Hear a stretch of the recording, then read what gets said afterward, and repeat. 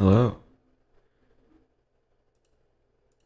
And this is SLS on the pad. After its long-awaited launch, it is finally expected to launch in just around 4 hours. T0 is currently set for 8:33 a.m. Eastern Daylight Time. And 1 second. I am getting another commentator on the stream, so it is less just me and more talking. Okay, 1 second. I will answer his call that I missed. 1 second. I'll get back on comms soon.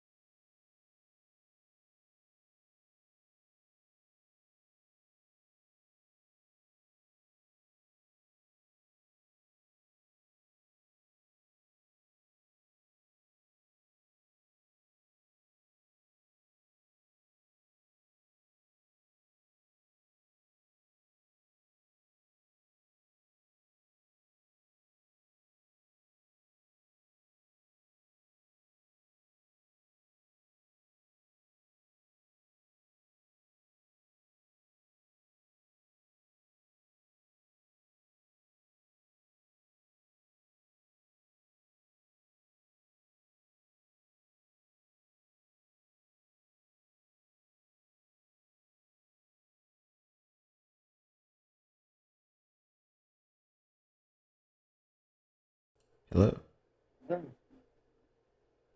Artemis I is on the pad, finally, and it's launch day. Yes, or it's the first of how many attempts do they have? This is the first of three. So they have 3 days. They have backups on Friday and Monday. Or Tuesday. What's September 5th? Monday. Yeah. So, Yeah. yeah.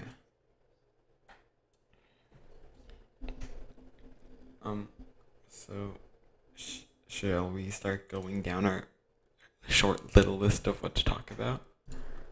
Yes. And it's not very short or little, it's, it's the whole Two 2 pages. pages long. So, yeah. Let's start talking about the weather report given out by Space Launch Delta 45. You want to talk about that? Sure. Um, so there's only like an 8% chance of rain or thunderstorms, and it's supposed to be mostly cloudy when the sun comes up here in a couple hours. So, uh, and the probability of violation has gone down from 40 to 70% to 20 to 40%. So that's good. Yeah. So, the beginning of the window, it is 20% uh, probability of violation, so 80% go. And the further in the window they get, it drops down to 60%, which is why they're targeting the beginning of the window. The very beginning, because they don't have to launch at a specific second like you do going to the ISS. Yeah. Um. However, the trajectory changes every second they push into the launch window, so that does. Because the moon is in a slightly different place. Yes. And the moon is actually in an inclined orbit. I think it's at 6 to 8 degrees inclination. Not sure though. But it's Yes. not just around the uh, equator. Yeah, but I bet they have a flight plan set for every minute and second.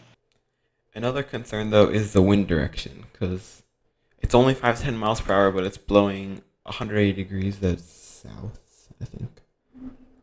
No, that's not right. No, it is. I don't think south would affect the rocket. Yeah, I don't know. I heard someone talking about the wind affecting the rocket, but I don't know. So the cloud base is 2,500 feet, so that's low. So let's say there's a big cloud above the launch site, like one big cloud, like what happened during the in-flight abort test. We're going to be able to see it for maybe 20 seconds. This thing I think is gonna crawl off the pad because it can barely lift itself. Yeah. It's expected to clear the tower in 6 seconds.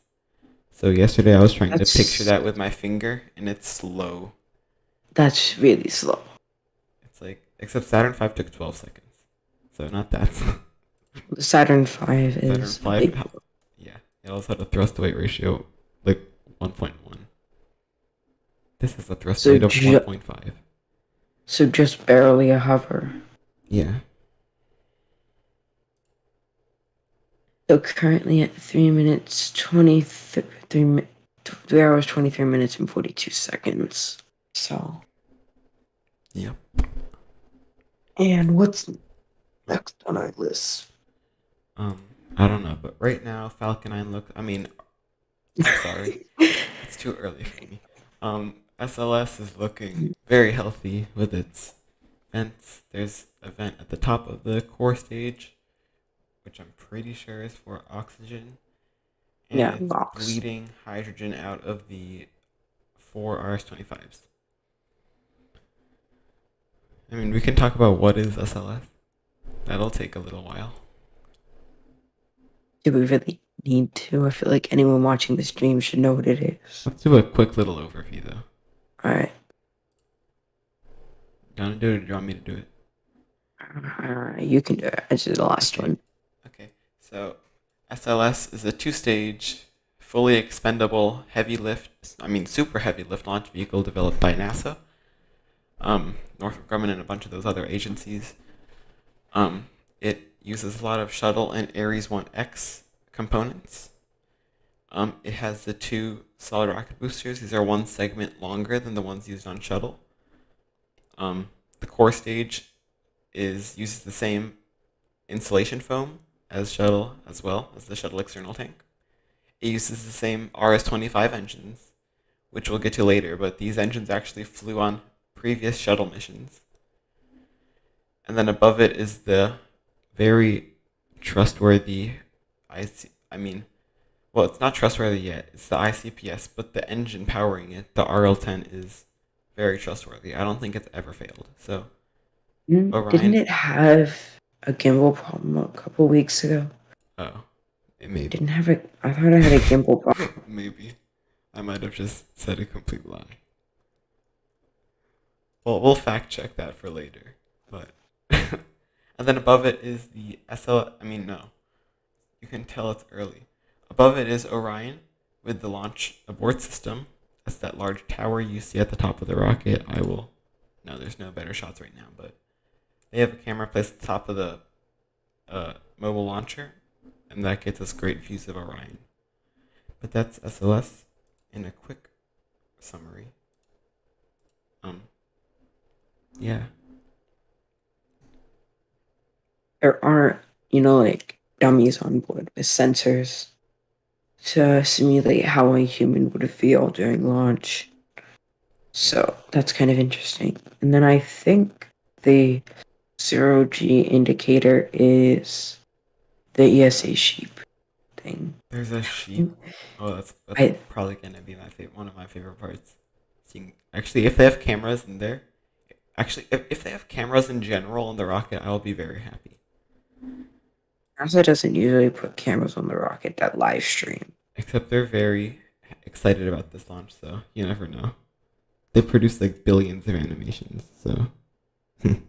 Yes. I didn't have any trouble finding an animation for my video that I posted, and he did. Okay. Now, I like the look of that vent. It just looks nice. It looks nicer than like what we usually see with like the Falcon 9s, where it's just the whole thing is venting. Yeah. This rocket's Yeah. gonna be off the ground in under 4 hours. Actually, almost under 3 hours now. Yeah. So in case you're wondering when the sun is gonna rise, it's not gonna rise for another hour and 30 minutes. So don't look forward to that anytime soon, because it's not gonna happen anytime soon. Yeah, except it'll look pretty. It will look pretty. The final, well, hopefully the final launch. I mean, no. Hopefully the Final final sunset. sunrise with Artemis on the back. It's way too early. Like, we can't talk.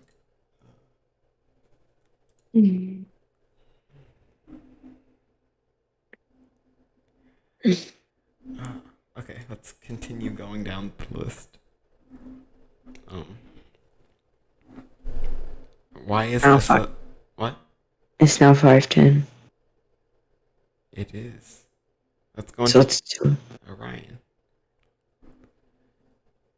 Do you know about Orion? Because I don't really know much about it. Capsule.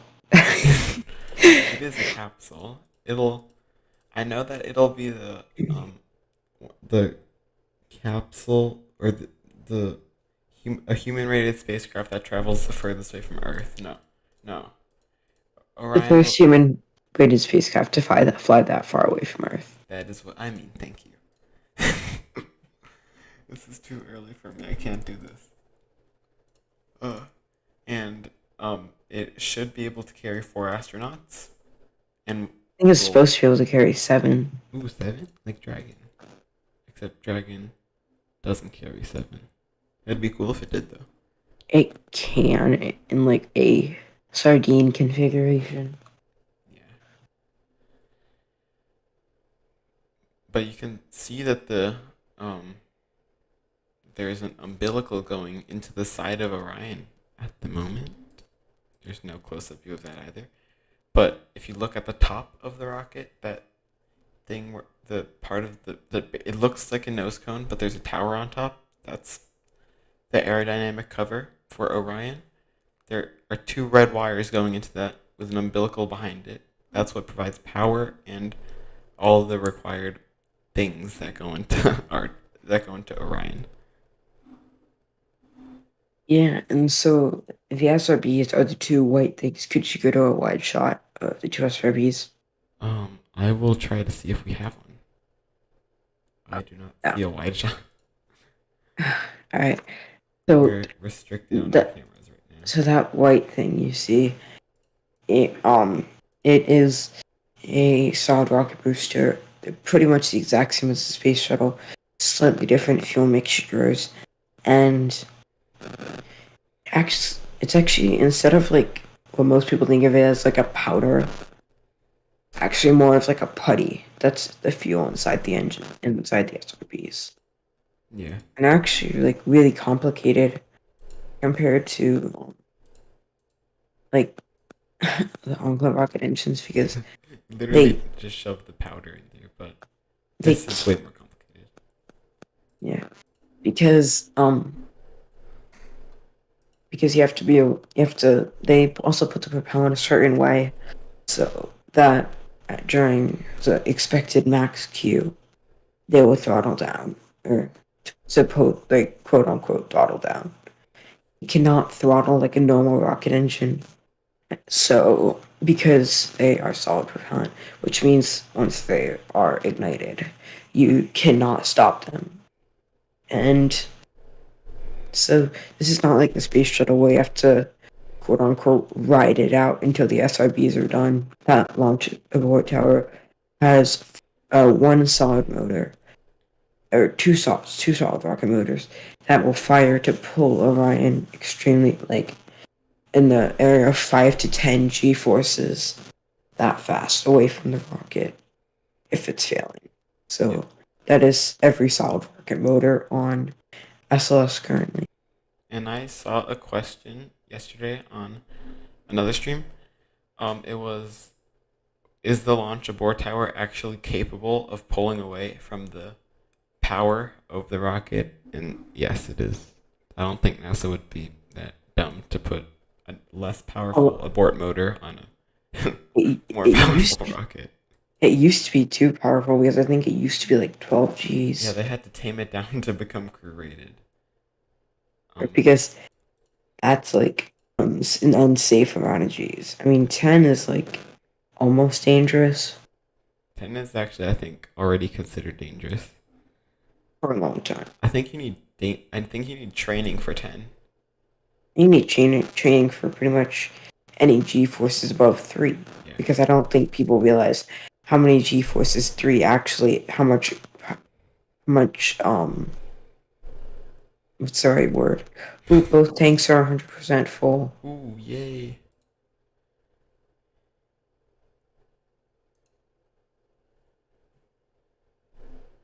That is a great sign that we are continuing towards the launch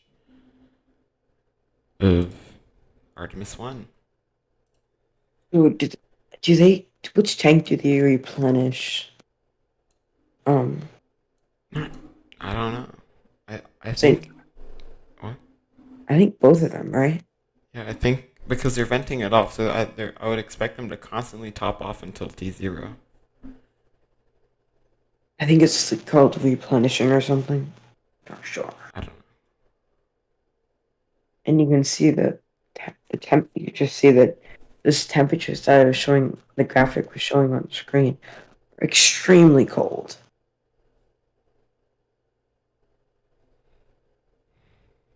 So of course, the SRBs are 5 segment instead of 4 segment on the space shuttle.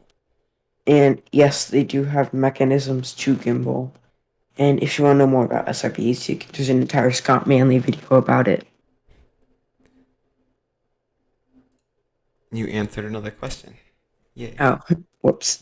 And SRV's good. You can tell at the beginning of the list, I'm like, oh, these questions need to be good. And at the end, it's like, is this a rip-off shuttle? And then, when did the fuels load? And And then the hamburgers and hot dogs. oh, I didn't add that. I should add that. Yeah. When you put us on microphones together for 3.5 hours, it usually ends up being like this. So this is what you get when you watch our streams. I'm extremely tired. Me too. That's why I can't talk.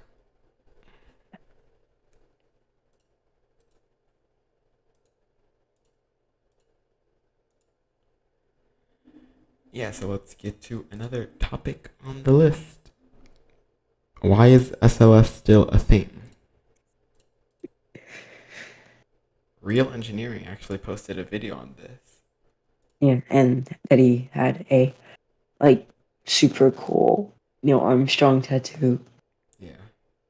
That's cool.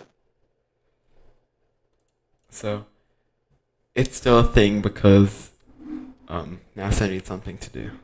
And Except I kind of agree with Obama that I feel like commercial space is kind of the way. And I do agree that projects like the James Webb are not commercially viable. yeah. I So think that's where NASA should focus its money on projects like the James Webb. yeah, NASA should Or become more of a like investor and like satellite builder than more of a rocket builder because I think yeah. I think it would they but they provide a lot of the money for companies like SpaceX, and SpaceX pretty much relies on their money in order to keep doing what they do with Starship, which actually Mary got an pressure notice yesterday. I'm most likely not gonna stream it because I'm more excited about this than a static fire or spin prime or whatever it is because you never know. Yeah.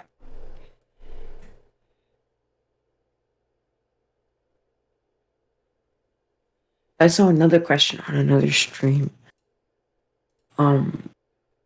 Actually, no, I'm not gonna ask that. Alright, what is next? Next, let's do mission overview. This is gonna take a little while. Do you want to do it or do you want me to do it? I'm gonna find my old script of a terrible video that I did, my very first video. I Okay. think I deleted all my minutes. Okay. So, firstly, we'll see liftoff at T0. That's where the two SRBs will ignite, and the RS-25s previously ignited at T minus. Actually, for shuttle it was T minus 6.6. I don't know if it's still that for. It's 6.36 for SLS. So it's still relatively early. That's 3.36 milliseconds, by the way. So at T minus 15 seconds, the sound suppression system starts dumping 500,000 pounds of water to dampen the rocket's vibrations like you normally do. But Russia actually doesn't do this. Actually, I'm getting off topic. I forgot about the giant water thing. That test was very impressive. I can't wait to see that with this launch. So at T minus 6.36 seconds, as we just said, the main 4 at RS-25s will start up. And then I think it's 0.1 seconds, right? The 0. Yeah, I think 0.1 actually it might seconds be. at the I think it might actually be like. I think they might exact. No, they might ignite at the exact same moment that the clamps release because they don't need any time to throttle up. They're just turn on and go. yeah, So I don't know though. and then it is right T plus 2 minutes 13 seconds, somewhere in that neighborhood is when the SRBs run out of fuel. I think it's 2 minutes 13. Not Mm, sure though. I'm not. I'm more. I don't know. I should know more about SLS, but I don't. Second, the Wikipedia. You can keep talking. I'm just trying to figure this out. Right. So this is currently the SLS Block 1 on the pad, which is Actually, right, the smallest SLS. Oh, I think so. Yeah. So So, yeah. so together, everything included, it's produces 8.8 million pounds of thrust. Yet, because it doesn't have that third stage like the Saturn V did, it can only put um, it can put smaller amounts into orbit, which is interesting. Yeah. So, as you know, on the side of the rocket there are two SRBs, and between that is the core stage, which has the same padding as the space shuttle, which gives it that orange look. So, in the original animations, it was white, which I'm not sure why that was because there was only two shuttle launches with a white tank. I know why. They wanted Why? to build off of Saturn V, so they painted it white with those black stripes. Except Oh, they ditched that idea because it would cost them. With the shuttle, painting the external tank would cost them 550 pounds. This would cost them 800 something pounds just to paint that tank. So, bigger. and personally, I think it looks better orange. Yes.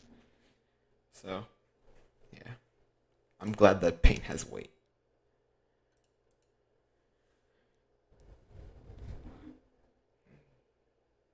Yeah, so let's. We already talked about the ICPS. Let's talk about details. Okay, this is gonna be quick. This Yeah. is pad 39B at the Kennedy Space Center in Florida.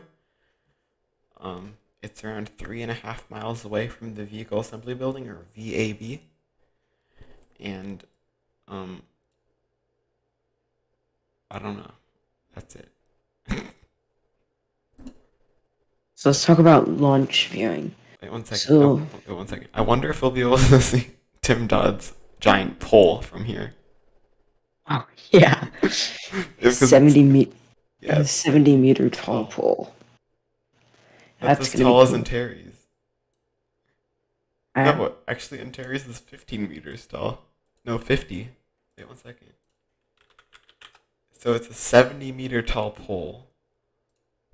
Antares is 42 meters. It's twice the height. I think we'll be able to see it.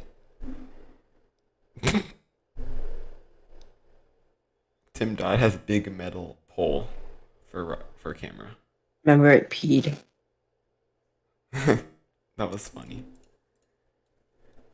Yeah, I want to Now when find I this. now when I I can want get a car, I'm gonna figure out to how put a to giant do that. I was put a like, Dad, I'm pole. gonna drive to Florida.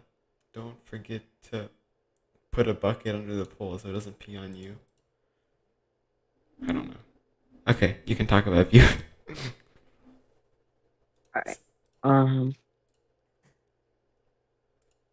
So this launch will be able to see up and down the eastern coast of Florida, but not much anywhere else. So probably the best viewing site for this launch, which is probably already extremely crowded, is the Banana Creek viewing, which is like extremely expensive to.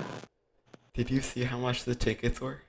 It was like $320 Yeah, they were per for one person. That's a person. ton. Yeah, and the So press site is also extremely full. yeah.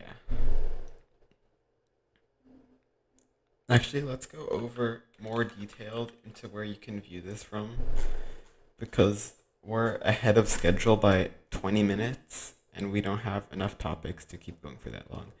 So let's just start talking about where you can view this from. So first, like he said, the Banana Creek Center, 3.2 miles away. That's about the closest you're gonna get without being at going to the press site. Yeah. Actually, I think the press site's further. Yeah, the press site's 3.32. That is So, the closest you can get to the rock without getting blown to smithereens. yep. So, of course, Playa Linda Beach is closed for this launch because, for obvious reasons, because it's only like a mile away from 39B. Yeah. And then Another viewing site is the ITL Causeway, 7.3 miles away. However, you also need to be badged with a media access to get there. So, But I'm pretty sure no one's there because you can't really see it. I mean, there's gonna be people everywhere. So, There's estimated to be what, like 500,000 people? I think it was 300,000 now. It was started at 100,000. Now it went up to 300,000. So, It's a lot of people. I don't think the area can support it because, I mean, even though there's like a space center there, it's not like super built up. no, Titusville is like the like tiniest town there is. Except it's a nice No, little. Wallops is a tinier town. Yeah, I agree. Jim Dodd has some really good camera views if you go to his stream. Those are NASA's. Except the people at the He- press like get the fiber connect with the NASA cameras. So yeah, I was on a stream, but it was breaking down. So I mean, they have a new setup. yeah, I am excited. I'm only sitting here because I want to see the pole camera. he said he's gonna raise it live on air. So I'm really excited. It would be really funny if it starts peeing all over the computer again. Actually, that would not be funny because And then there's no stream. yeah.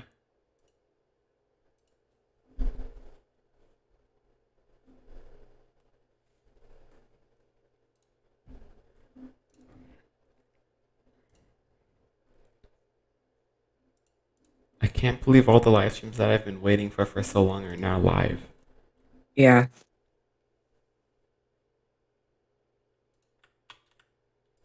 I originally thought it was going to launch in like June.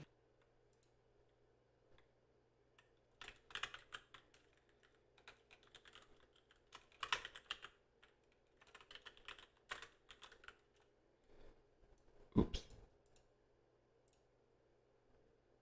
1 second, I am working some things. Okay, let's see if that works. But now I need. Ooh.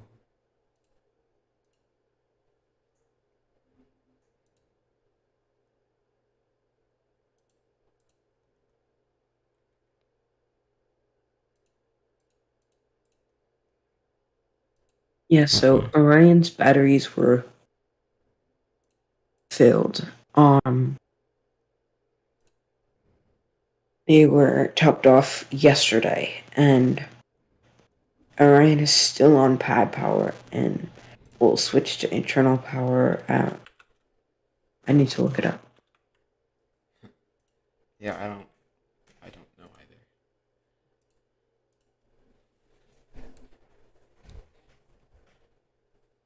Okay, Artemis I is trending on Google. I would expect it. If it wasn't, I would sort of be disappointed. So, thank you, internet, for not making me sad.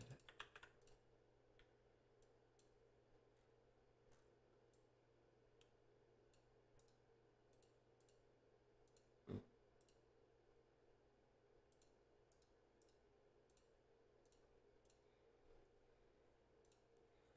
I think he fixed his stream. He did. Okay, so it is no longer very low quality and is now like actually working.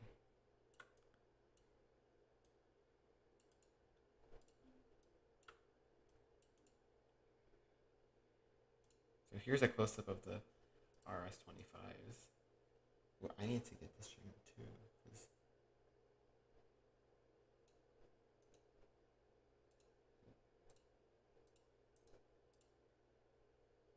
Yeah. Mm.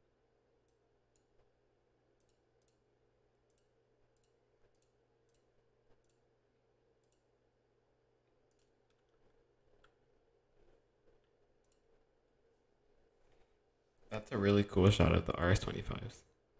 Yeah.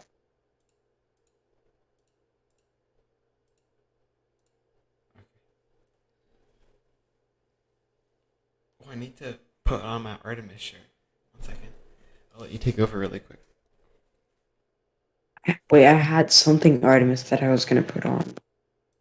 Ooh, you should put it on too. I'm gonna be really quick while I change. I'll be right back. I don't know what it was. No, I just have a dart shirt for the dart impact.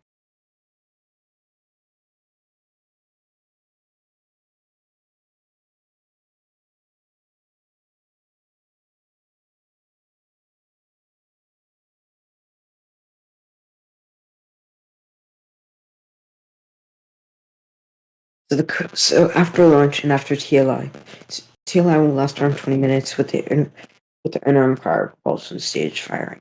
So this will not be the case for future missions because currently the interim propulsion stage is not super powerful, and it will not be tapered like that, like it is now, going up to the ICPS.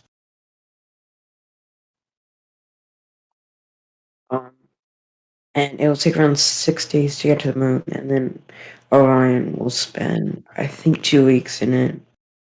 Near rectilinear. Is it 3 weeks that I'll spend in a halo orbit? I think so.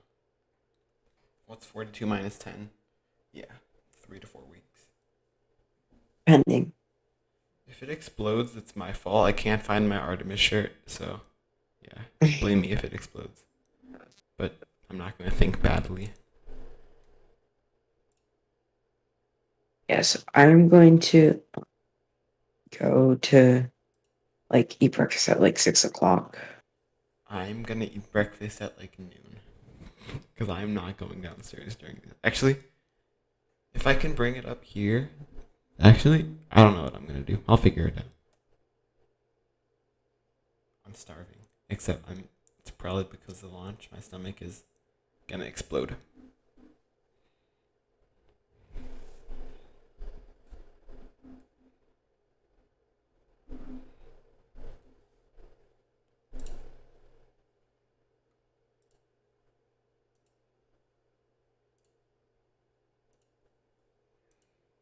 Okay, now let's go back to the list because now it's 5:40. We're T minus. We're not T minus 3 hours 40 minutes. So I broke it. what is our count? I don't know. It's not T minus 3 hours 40.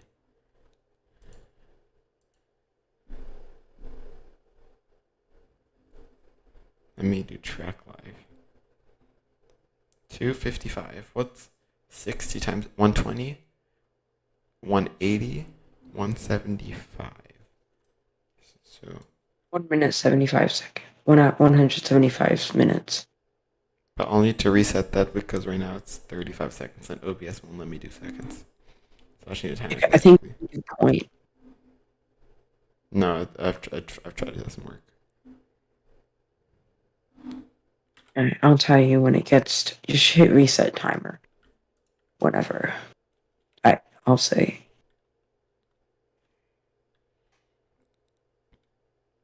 12, 11, 10, 9, 8, 7, 6, 5, 4, 3, 2, 1. Blast off. Reset. There. Okay. The timer is now counting. Okay.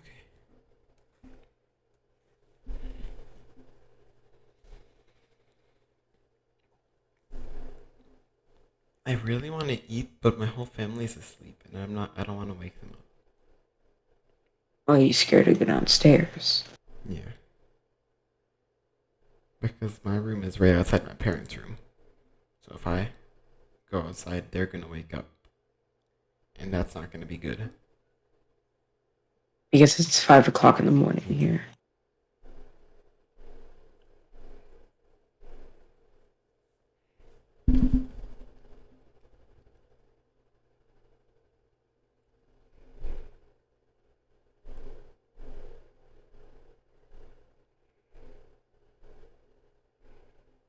So around now, actually, the ICPS validation and leak test will occur. and the ICPS from now till launch will be replenishing its LH2.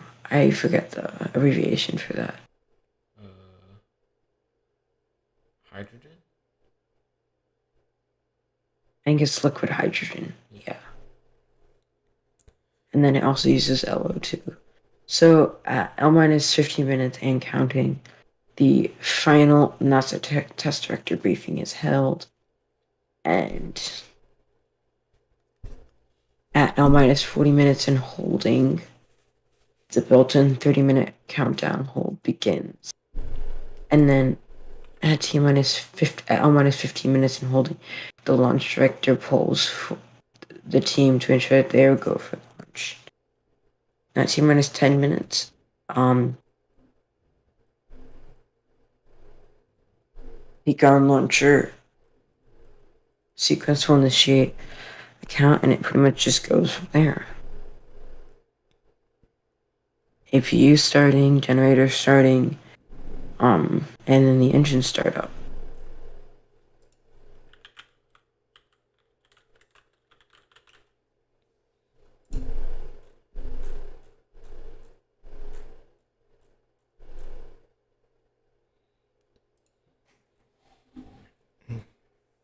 Yeah.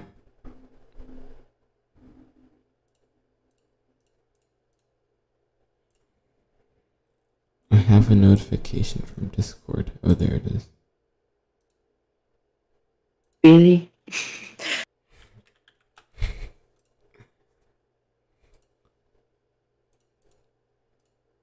Okay. So, Falcon 9 continues to. That's the second time I've done that this stream. Say today it's Falcon 9 instead of. There's too many Falcon 9s. Actually, there's not enough SLSs. There need to be more. This is a cool rocket. I suspect this program will be canceled at the 5th launch. I hope not. I hope not, but I just think it's gonna happen. Because they've only contracted up to Artemis V.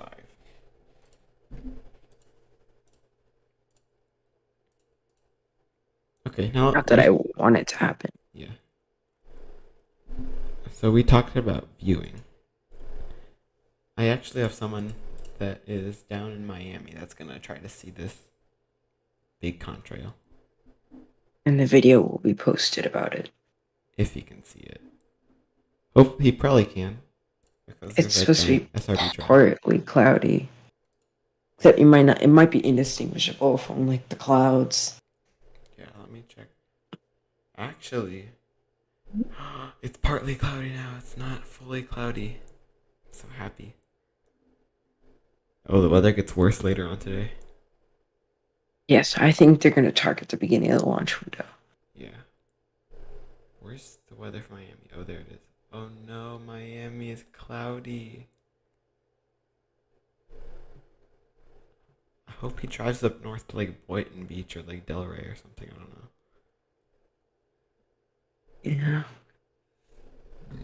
Yeah. Well, we might. That's a cool.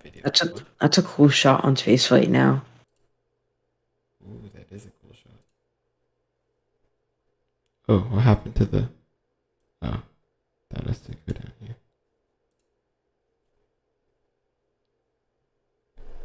That's the umbilical going into the core stage that provides the liquid hydrogen.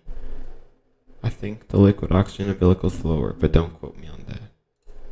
Yeah. No, that is both liquid. No, that is just liquid hydrogen. The liquid oxygen is what resembles the shuttle tail mast, or whatever it's called. No, that's not what it's called. I don't remember what it's called, but it is called something.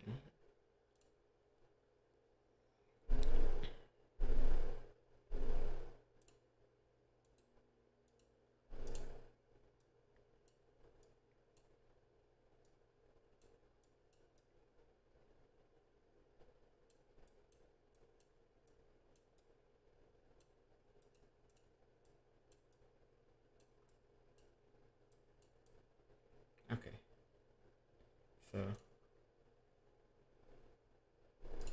now what? We have to. Let's go back to the list. Let's talk about the fuels. I don't know what the propellants are. The core stage uses liquid hydrogen and liquid oxygen. Um, that's what we just saw finish fueling actually that was like 30 minutes ago now. The two side boosters use. Not sure, I should know this because I made a space shuttle video like a year ago. I think it's different.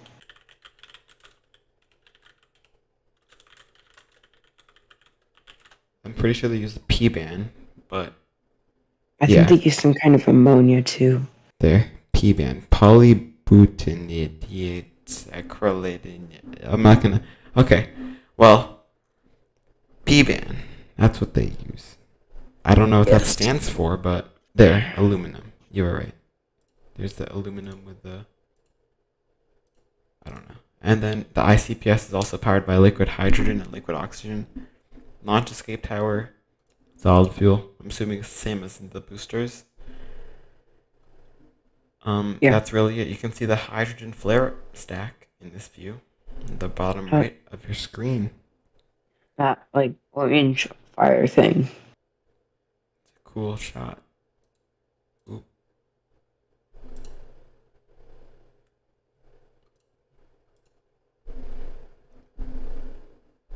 They need to burn off the hydrogen because I don't know why. It's just they just do. Same with methane. You have to burn it off, or else it can combust in the rocket. So, and that's why it gets replenished. It vents and then it vents off and gets replenished. Yeah, that is my understanding of it. It's probably different, but that's my understanding. Yeah, let's see what else there is. The RS-25s. Do you want to talk about that, or do you want me to talk about it? Because I don't know. You probably know more about them than I do. Okay, so on your screen you can see RS-25 engines. There are 4 of them right now. There's only around. Actually, there's all 4 in view, but some of them are being covered by another engine or concrete or whatever. These engines were designed for the space shuttle, but when shuttle got retired, they moved over to SLS. So now SLS has 4 of them, and these will burn all the way until T plus 8 minutes, where the vehicle is basically in orbit, but it's not in orbit yet. It's just short orbit. Yeah. So, these engines run on liquid hydrogen and liquid oxygen. You can see the pipes. They flow propellant through those pipes to help keep the engine cool. That's why you can start to see the outside of the engine frosty. But these engines are really cool because you can see the Mach diamonds. We will most likely not be able to see that today because there's an SRB trail. But if there is close-up tracking on the engines, we should be able to see the Mach diamonds. They better have better tracking than they did during shuttle. Hopefully. But that's it for RS-25s. Actually, what type of engine is an RS-25? It's like a full flow something. Okay, I trust you. I think so. I'm not sure. Then I will Google it. What type of engine is No, the Raptor engine is a full flow stage combustion. staged combustion cycle? And if you want to know this, go to Tim Dodd, the Everyday Astronaut. I should memorize this, but I just don't. So, yeah. What other views do we have? We've been on that view for too long. Okay, I'm going to keep the RS-25s. You can see a little bit of venting in the background. That's very cool. Is that the launch tower in the background? You can see the water cannon. That little thing further to the right of the gap between the engines. That's a water cannon. That's for the sound suppression system. That'll help shoot the 1.5 million pounds of water onto the pad. That's gonna be very cool. time is it? It's almost 6 a.m.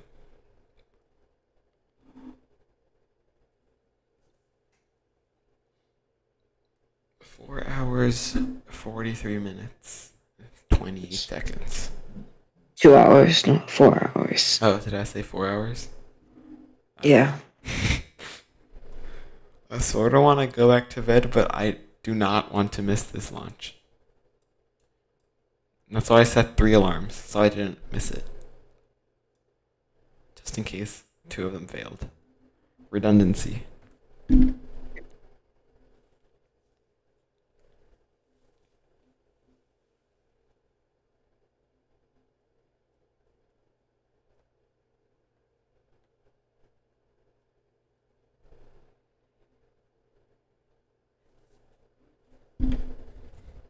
Yeah.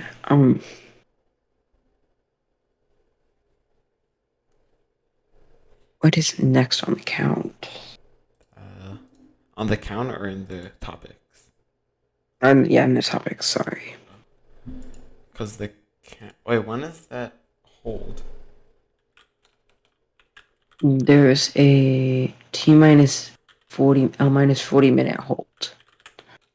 How long does that last? An hour 30? 30 minutes. Oh, 30? Okay.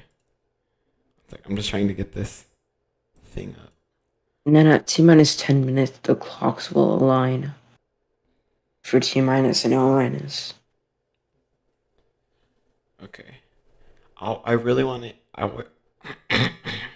want to know if they're gonna do the like ULA go no go poll where they go through each team and they make them say go or no go.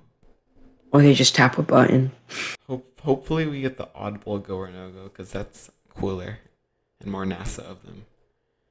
Yes. SpaceX doesn't. No, they just press the button on the computer or flip a switch. That's what Thomas Berghard said, but he said that was 8 years ago. So They don't have any switches on their desk. yeah, so it's probably just like a button on their computer. The only buttons they have are the ones to turn on their microphone or not.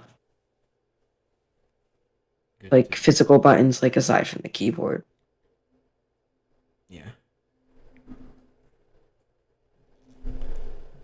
I have an urge to play Kerbal Space Program, but I know I shouldn't because then I'm never gonna stop. Okay, we're still ahead of schedule. Actually, we're ahead of schedule by 3 minutes.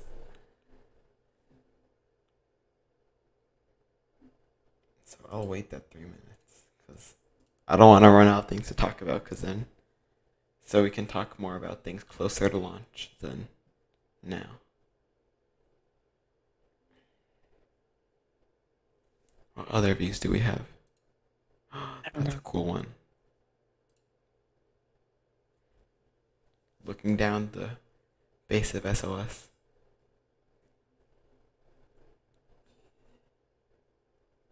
SpaceX does not like live stream their engineering cameras. No. Which is a little sad. Yeah.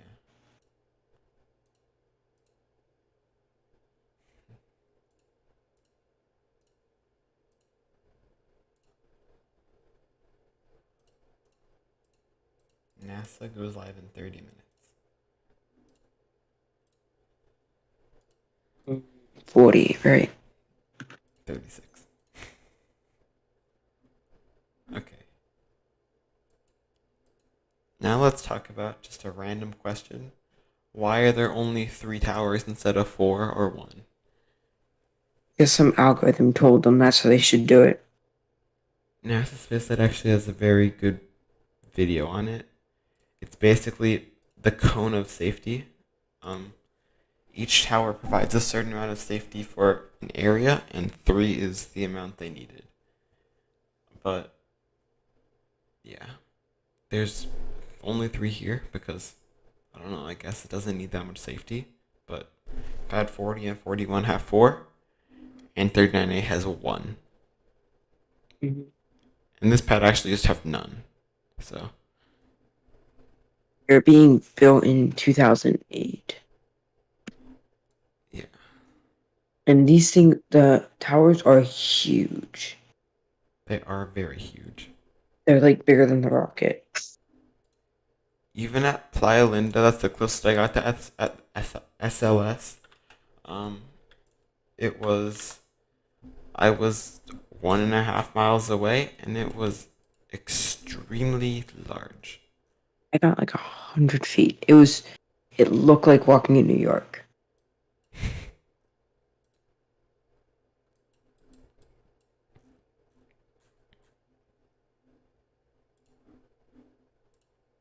So a size thing, um, to let you know the size, um, let's say you're 20 feet away from a truck or an SUV. And so say it's a big SUV. That's around the height that it is. When you're 20 feet away from a truck, that's what the how tall the rocket is from 1.5 miles away. So it's not a small rocket. But the VAB seems smaller than I thought it should be. Yeah, it does seem tiny. Like they always boast how big it is. I mean, the more impressive thing is the area, not the height.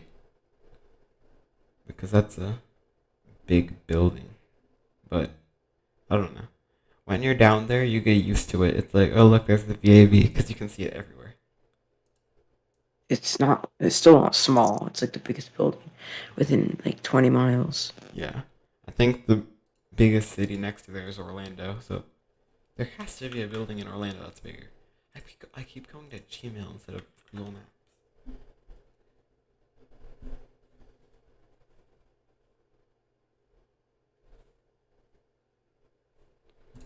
Yeah, I don't know. Okay, now we're behind on schedule. We need to start talking. Oh, wait, we're going to talk about the lightning towers.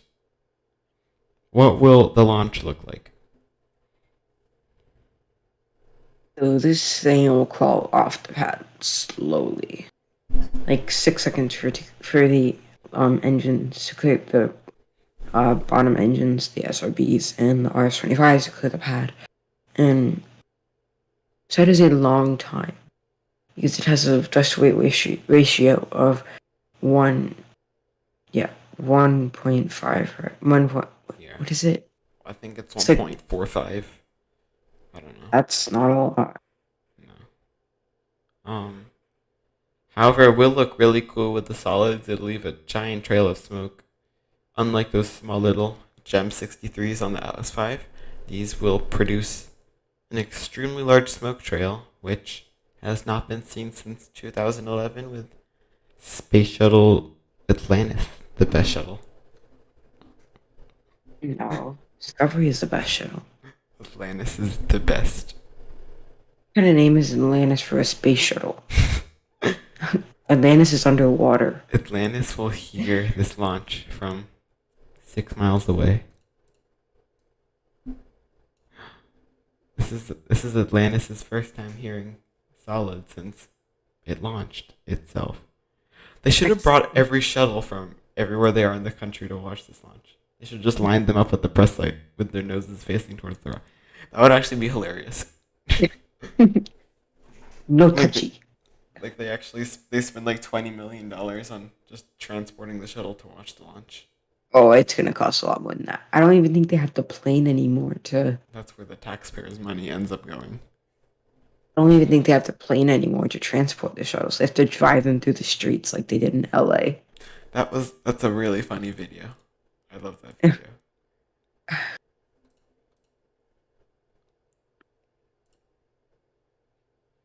I wonder how long we'll be able to see it, because the clouds could possibly obscure it, but let's say there were no clouds. I don't think the core will leave a trail in the sky.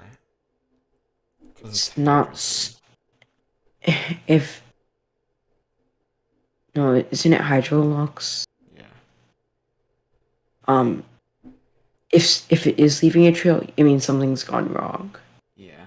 So if it unless you have really close up tracking views, we should only be able to see rest in peace camera view.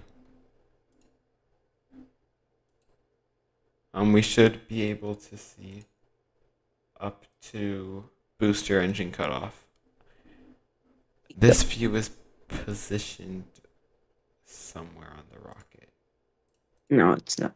It's like So those two little like mini towers like next to the rocket on the other side of the um launch service tower.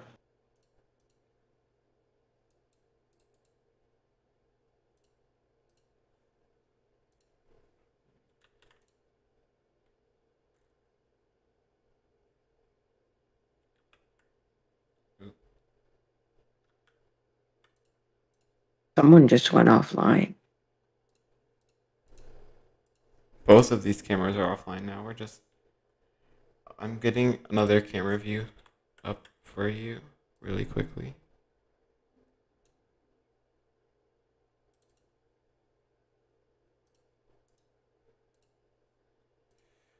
Stand by, there has been an anomaly. Well, someone just stopped streaming. Uh-oh.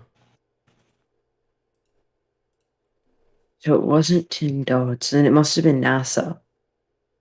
I still have That's NASA's feed. I don't.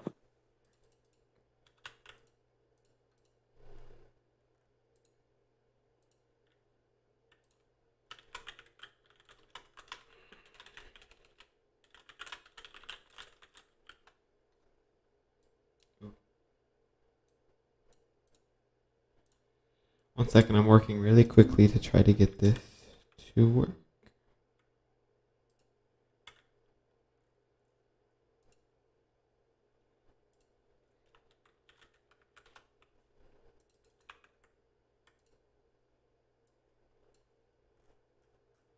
So there's the NASA stream. Get that there.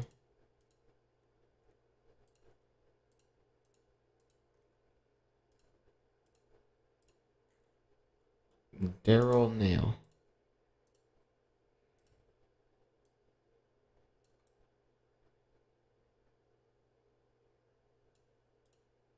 There.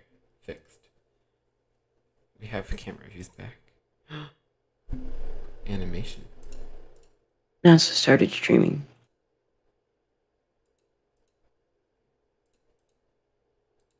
What is going on? Which stream is this?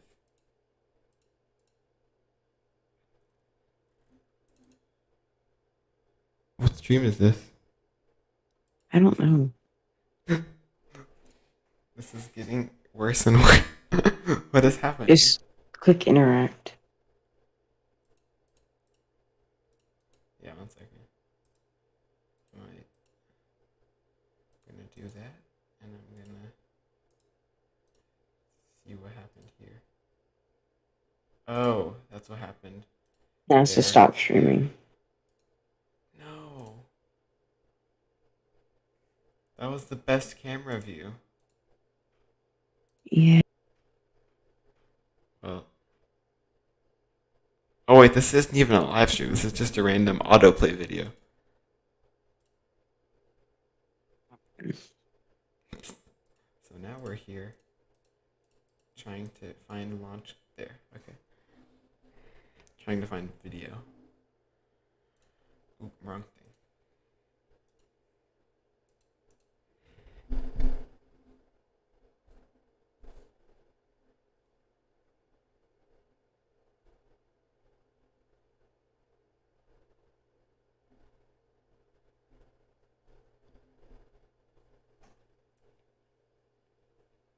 So, we covered what it will look like. I don't think we can talk about the trajectory just in case it does get pushed for some reason. Yeah. Ooh, that is a cool view.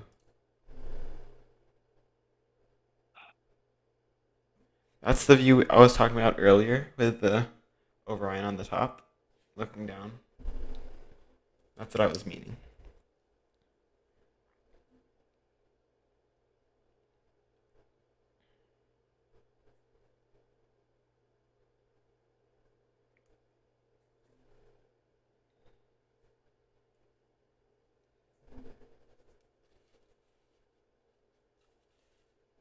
Okay. So now we have to figure out what to talk about for the next Wait. The clock keeps breaking. I don't know.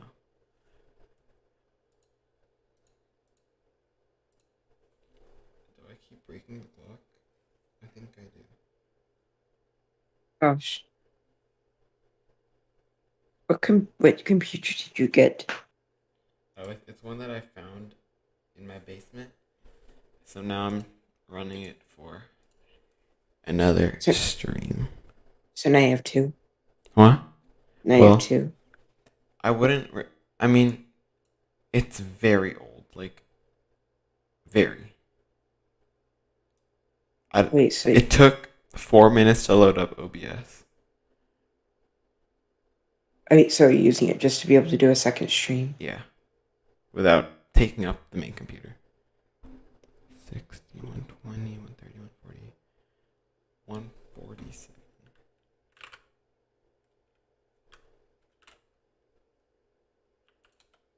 There. I wish we were 13 minutes away.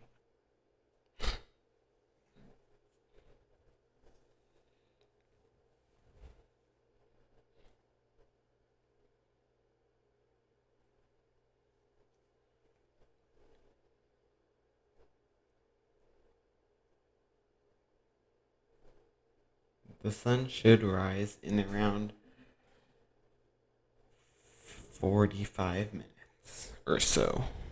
So we should begin to get pretty views of the rocket on the pad, but since NASA ended their live stream, it will be harder to find those views. Actually, when does I'm, NASA start streaming? I'm going to go eat breakfast. Okay. I'll cover. Wait, how long are you gonna be gone? Mm, probably 15 minutes at the most. Okay. I'll see you then. Alright. Okay. So, now that he is not here, I do not know what to talk about. So, I'll just figure out what to talk about for the next 15 minutes or so.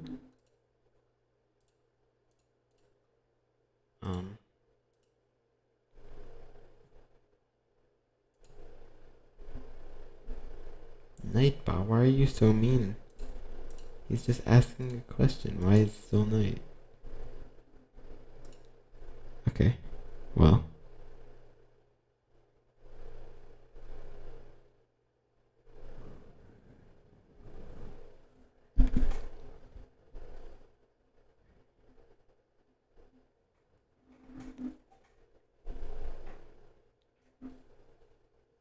Okay.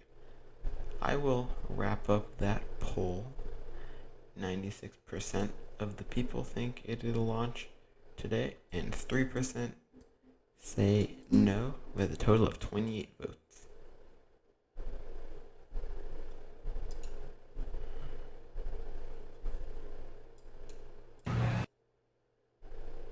Oh, sorry, that was audio from on site, but I will unmute that the closer we get to launch. On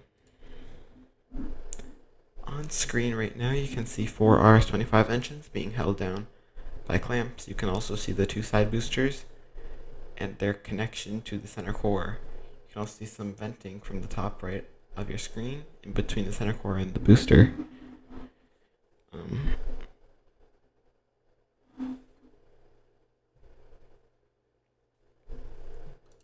Let's see what else I have on my list. We've gone through 1, 2, 3, 4, 5, 6, 7, 8, 9, 10, 11, 12, 13, 14. We've gone through 14 topics, and we still have 1, 2, 3, 4, 5, 6, 7, 8, 9, 10, 11, 12, 13, 14. We've gone through 16 topics, actually, and we still have 22 topics left. So, I will hold off on those topics until we get around, I don't know, an hour, 30 minutes away from launch, where we can start doing those topics. So we still have an hour left. I will, I'll figure out what to talk about, hopefully. Ooh, look, you can see venting. That's cool. It's from the base of, what's it called? The core stage.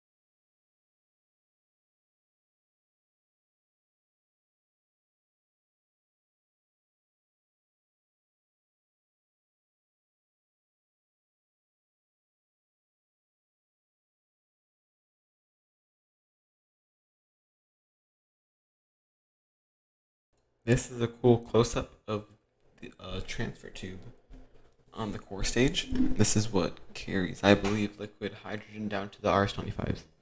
I mean liquid oxygen, because liquid oxygen is on the top. That is a really cool close-up.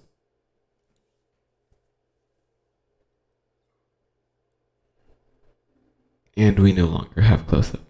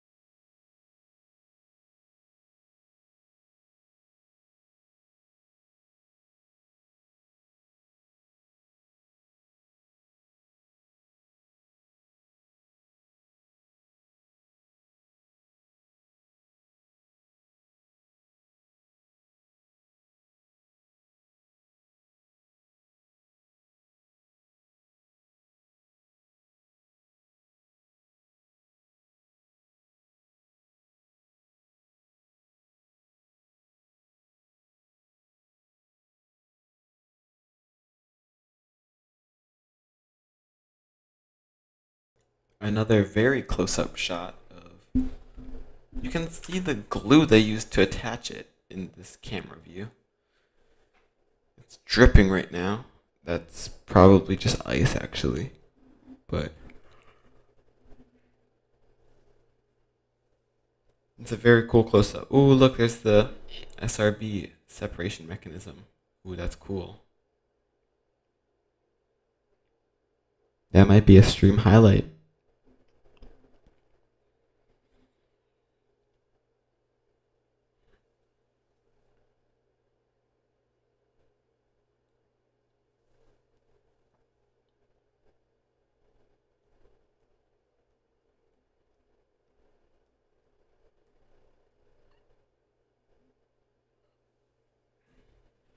Close up of the bottom of the core stage. You can see the top of the 4 RS-20. Actually, there's only 3 in view.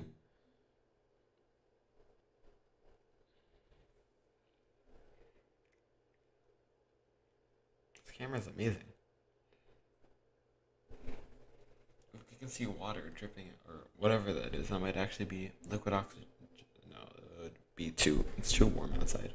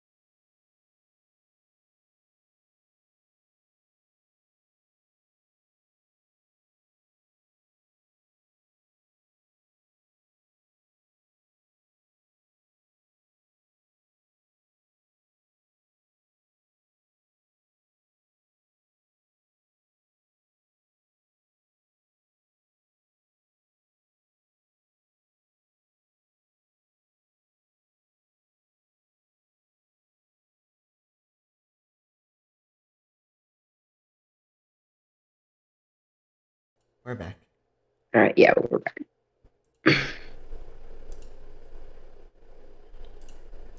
So now, SLS continues to look good. We're still over 2 hours away. Where I live, at least, the sun is already rising. I don't see it yet. I don't see it quite yet.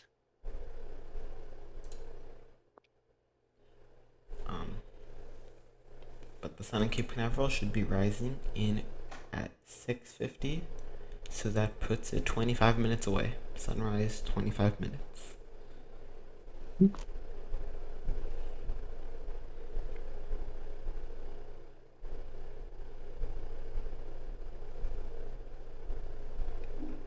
Yeah, so I don't really know what to talk about. I want to save the rest of the list for later because we already got through most of it. So we sort of Right. just have to we can start doing the list at 1 hour 15 minutes or something. So we have to wait another hour or something. All right, so what did we talk about? That's a good question. I don't know. I mean, if we can just come up with random questions that aren't on the list. I don't know. You can see the flashing lights on the 3 towers in the background every few seconds.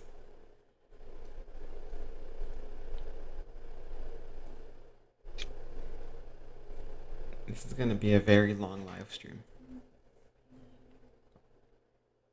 Because I've already been live for 2.5 hours. There's still at least 2 hours left. That puts me at 4.5 hours, and TLI is 2 hours after launch, so 6.5 hours. Do you have Flight Club set up? On my stream? Yeah.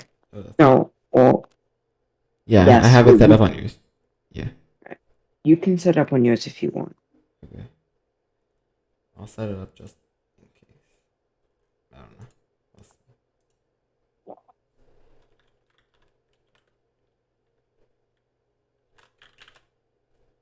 Oops.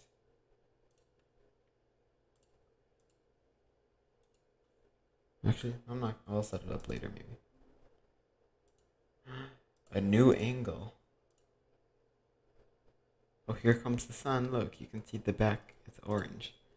Here comes the sun.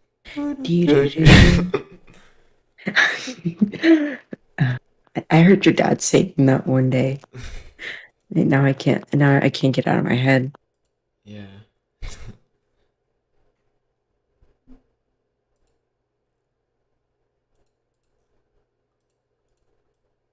Oops, wrong stream. Oops, this one. Oh, this is a whole stream to itself.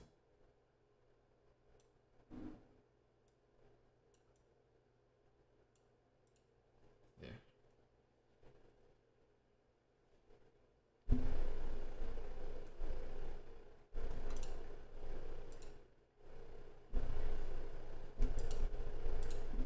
NASA just tweeted liquid hydrogen replenish is closed, and now in revert. And now in revert to troubleshoot the bleed on engine number 3. Oh, there's a bleed. To increase the pressure.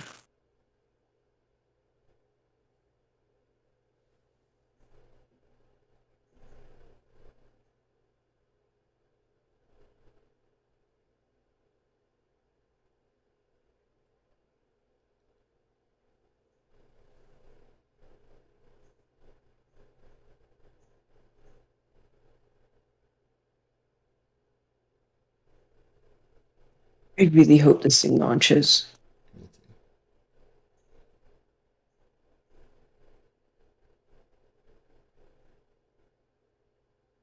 too. Engine number 3.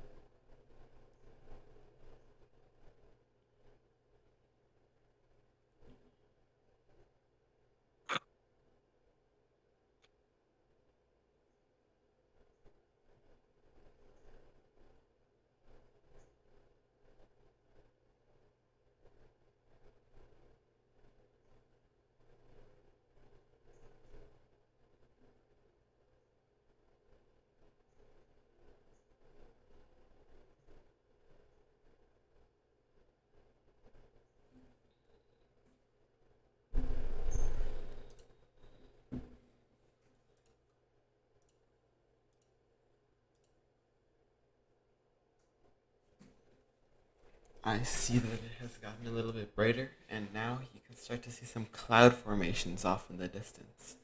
Yes. Looks actually pretty decent for a launch.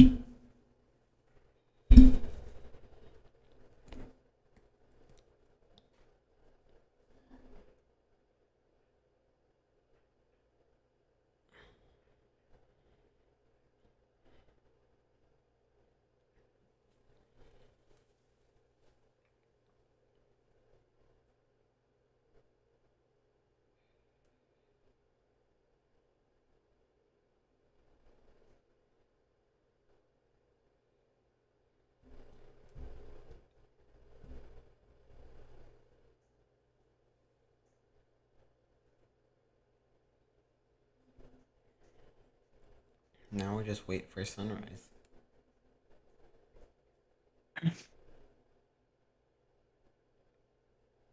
We are T minus around 2 hours. So in just about 2 hours, this rocket should be flying, and I will be very nervous. Yeah.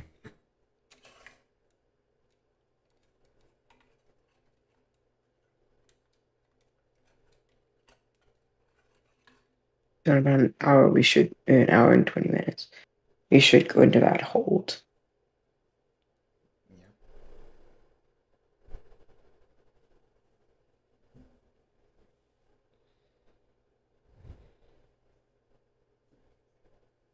I have a Discord ping. I wonder who it is. Oh, it's not who. Oh, it's here. New mentions. I do not care about forecasts. I care about SLS. Ooh, that is a very nice, interesting view. Oops.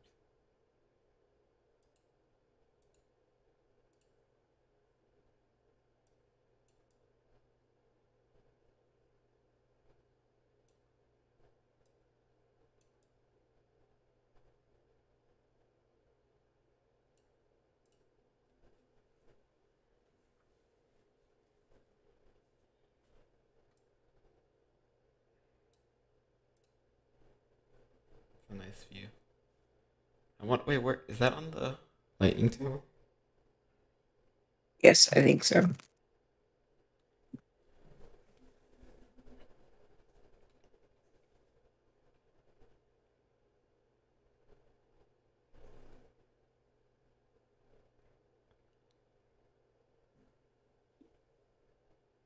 I'm getting tired. I'm gonna have to go back to sleep once I finish.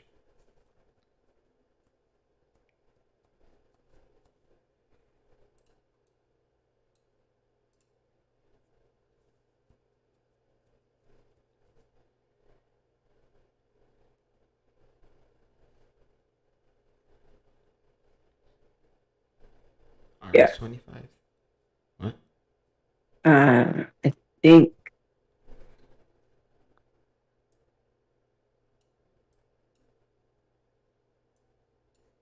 What? so. I'm nervous about this problem with RS-25s. Yeah, me too. Oh, look, they're getting frosty. Mm-hmm. That's always something cool that happens. Hopefully, they can resolve the issue soon without having to be on the pad. Mm-hmm. Because if they do have to go out to the pad, then today's launch attempt is over. They have to detank the rocket.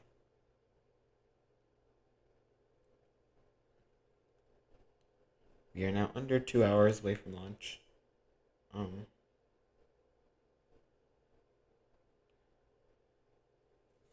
Everything is not looking normal, but that should hopefully change soon. Mm-hmm.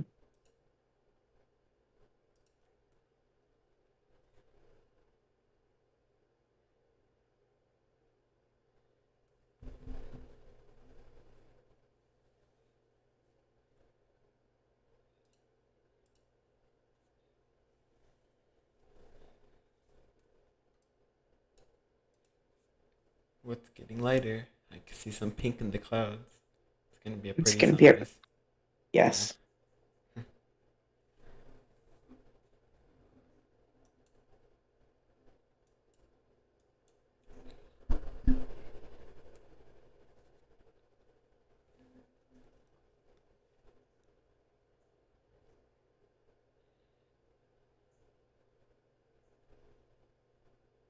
All I want Yes, is flare sun. stack. What? You can see the Oh flare yeah. stack.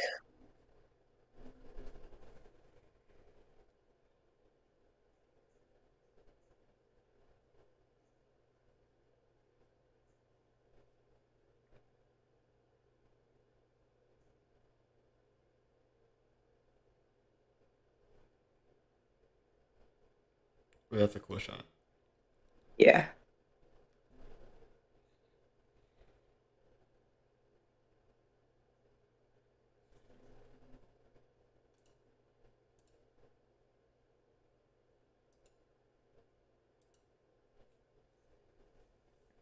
Alright, Tim, we may be heading for a Scott. Per NASA PAO, they see a crack in the interstage on the engineering cameras, and they cannot get engine 3 to bleed correctly.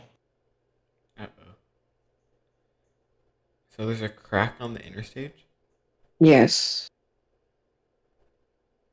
That seems pretty serious.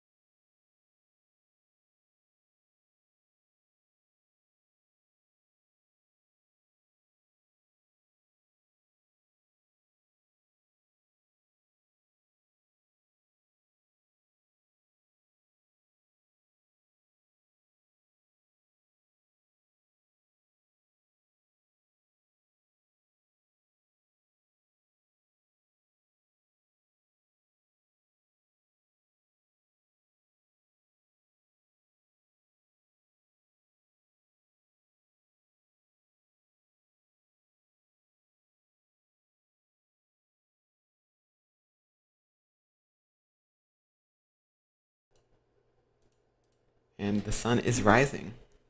Yeah, it looks very pretty. It's like a sherbet almost color. Yeah. Blends with the flare stack. Mhm. These are really pretty views. It's gonna be the last sunrise, hopefully before SLS gets off the pad. I don't mean to be like a doubter, but I don't think it will. Yeah, Because it's not I looking good. think if there's a crack in something, they might even have to roll it back to the VAB. Yeah, I don't get how they're gonna launch with a crack, but if they said they're still hopeful, then I trust them. But seeing a crack in the rocket is not always the best thing. Yeah.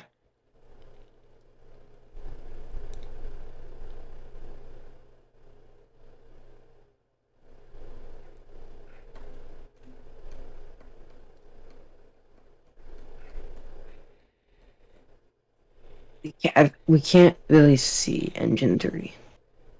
No, engine 3 is the one partially hidden, I think.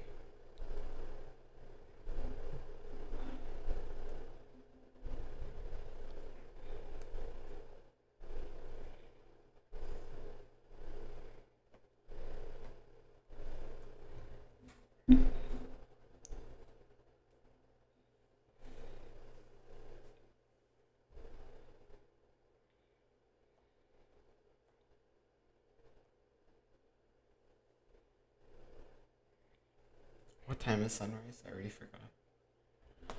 Like Sun. 7 something. Yeah, 6:59.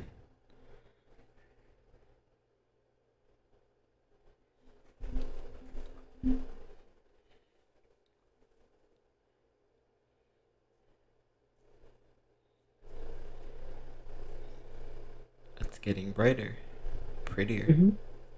Yeah. I can't wait to see the pictures from this. Yeah. It'll be all in the NASA flicker. Yeah. NASA has a flicker too? Yeah.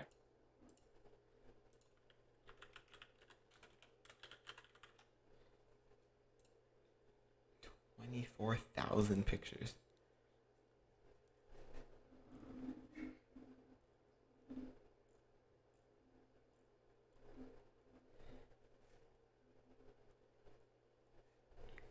They have a picture of the lightning strike. Hmm. That's a lot of cameras. I apologize if my thing makes no sense because I'm just looking through the NASA flicker.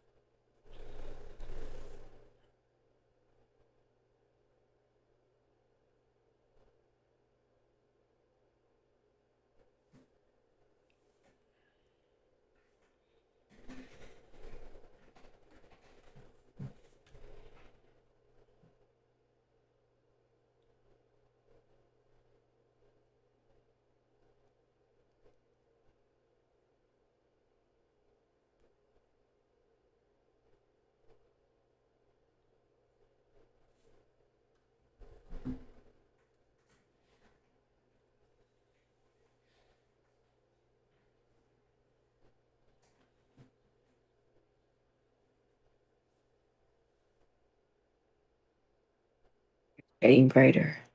Yeah.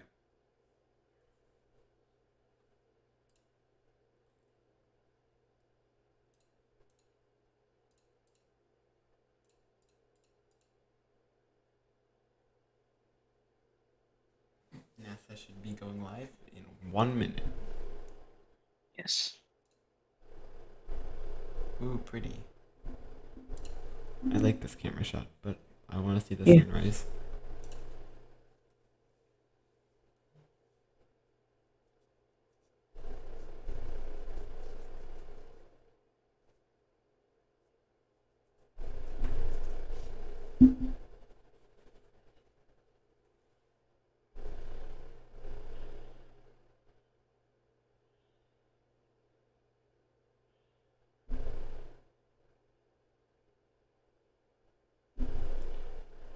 The cool video on the every feed on the Everyday Astronaut stream. What? What? What? An Everyday Astronaut has a cool video of all the engines. That is pretty. If you move it just a little bit.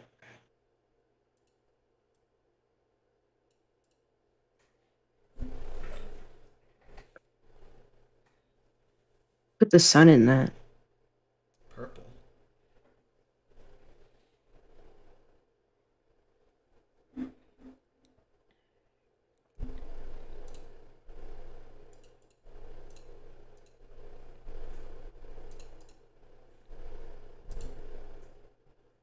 Look at this though. This is really pretty too. Yeah.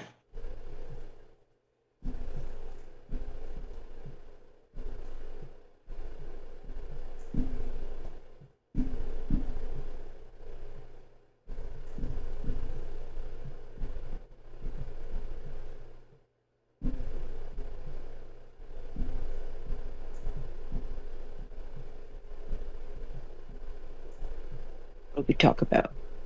I don't know. Let's. You can see that the clouds are moving pretty quickly. I don't know if that's just because they're close to the camera or because it's just fast wind up there. I'm assuming Probably. it's because it's close to the camera. Because I said winds were slow, but I don't know. I think the engine bleed is more of a concern than the wind speeds right now. Yeah.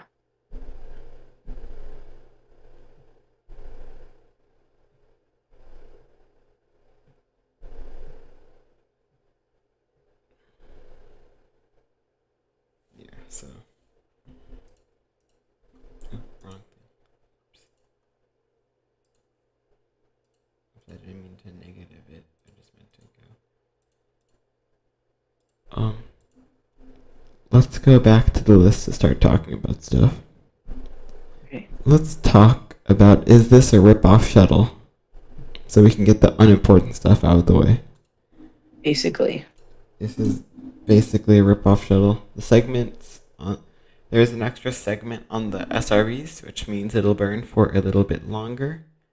But aside from that, basically everything's the same. It's just longer SRBs from the shuttle, a longer tank from the shuttle, the same engines, just +1 from the shuttle. Yeah. So it's basically a rip-off shuttle. Yeah. Basically. It will sound basically the same too, but yeah. And let's see.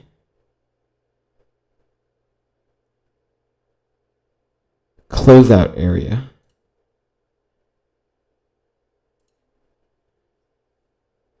I'm not What is it? sure where the closeout area is. I'm pretty sure it's with, like, there has to be a few miles around the launch site that is. Probably like almost like probably like over 3.5. Yeah, it's probably right at the distance. So Playa Linda is closed, and that is 2 miles away. So I'd say, where's the booth?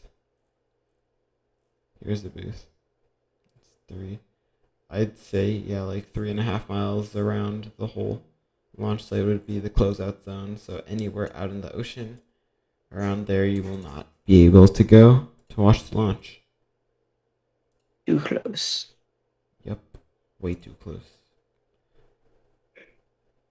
And then there is also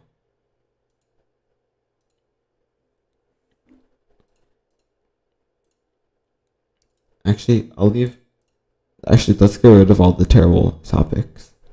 Um, Right. Actually, this isn't that terrible. What is a ROFI? Well, there are many ROFIs. They're also known as hydrogen spark burn-off systems or Yeah. whatever. I don't know. I think they shoot like burning hot pieces of metal out. Are those like don't they shoot burning hot pieces of metal out? I have no idea what they shoot at. I just know that they shoot at little sparky things, and it helps burn off excess hydrogen so it doesn't clump up and burn. That's. I'll Google what it stands for because I forgot. What does ROFI? It helps to ignite the hydrogen. Yeah. What does ROFI mean? That's not what it means. It means rockets. Radially outward firing igniter. ROFI. So they were used on the space shuttle. They're used on the Delta IV rockets, now Delta IV Heavy because Delta IV is retired. Mhm. Basically all hydrogen um launch systems. Yeah, you basically can't, and they can only be used once. Yeah. So if they get to lighting the ROFIs and they abort after T minus 12 seconds, they will have to roll back to the VAB to reinstall the ROFIs. Are you sure they have to roll back to the VA? Yeah. At least that's what happened with the shuttle. You would save the vehicle, then the next day. I don't know the timeline. You would just roll back to the VAB. It would take approximately 2 weeks, and then you would be back at another launch attempt. Seems about right. So I don't know if they've changed something with SLS where they make it easier. I don't know. If there is a problem, I think the fastest they could get it back to the VAB, fix it, and then get it back for launch is Monday. That's like at best. Yeah.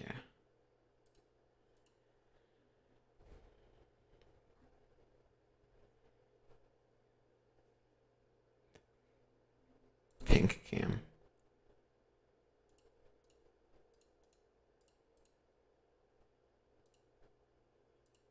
Why does NASA keep pushing their live stream?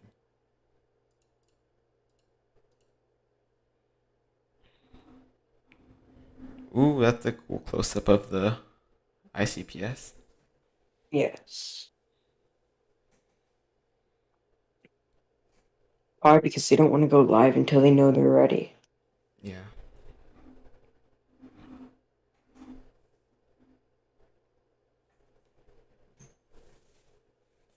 There is the sunrise.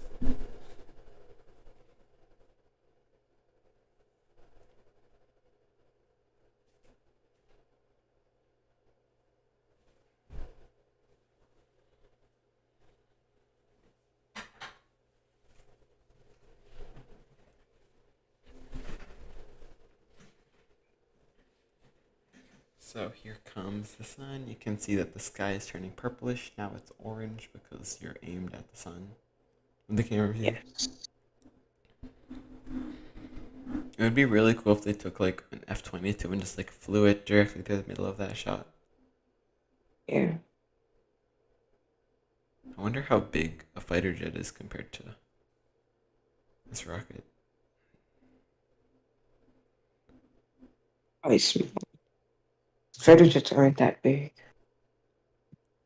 I how I don't know. Let's do how long is an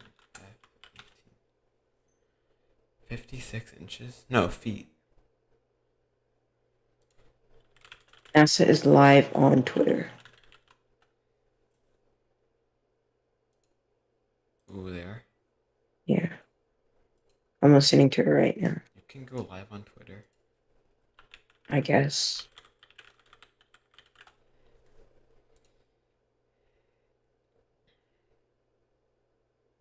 I guess you can. I want to put that up on my screen so I can see it.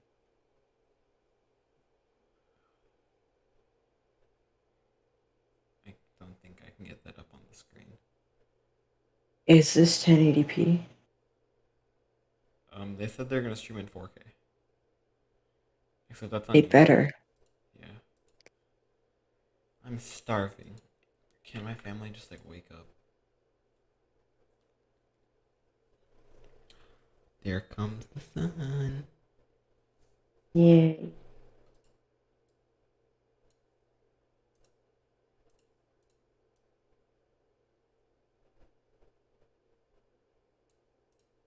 How can they miss a crucial issue in the engines? I mean, seriously. How can they miss a crucial issue like this? I don't know. It's NASA. They do some stuff.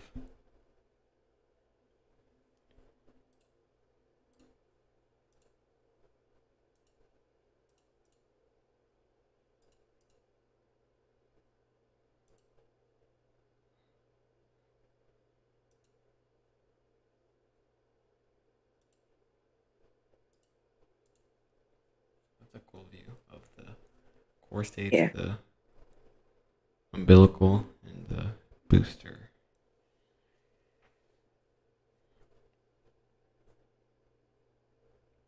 I've been live for 3 hours.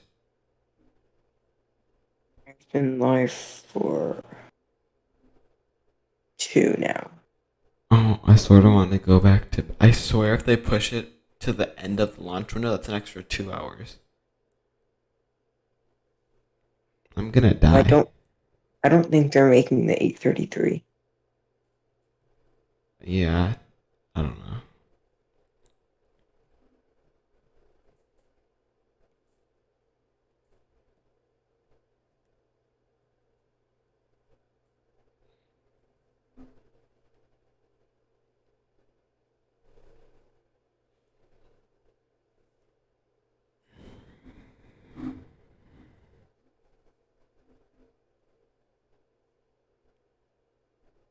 Ooh, this is a nice camera. Yeah. That's cool with the little with the poofy clouds in there. Is that? Oh, look at the Starship Tower in the right. Oh yeah. It's taller than like SLS almost. Probably is the same height. Wow, It's, considering it's only the tower and that's only the seventh segment. taller than the 39A water tower, and that is taller than the actual fixed service structure on 39A itself. Yeah. Wow, that's big. Thank you, NASA, for giving us some good views of the Starship Tower and SLS. Back to my favorite view. Big nose. I don't know why I like this view so much. It's just cool. Yeah.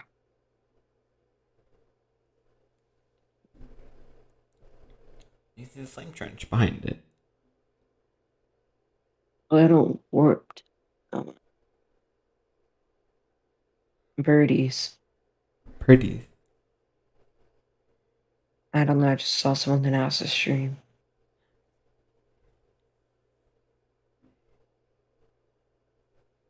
Purple.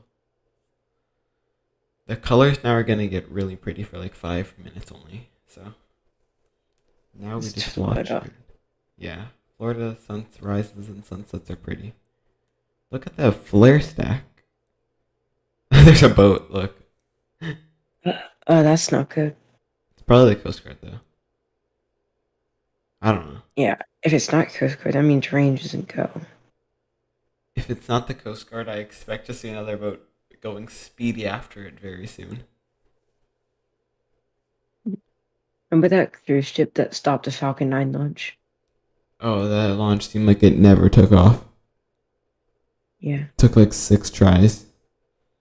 CSG2. At least it did a partial jellyfish. Yeah. That was worth it. I think. Actually, yeah, I don't know.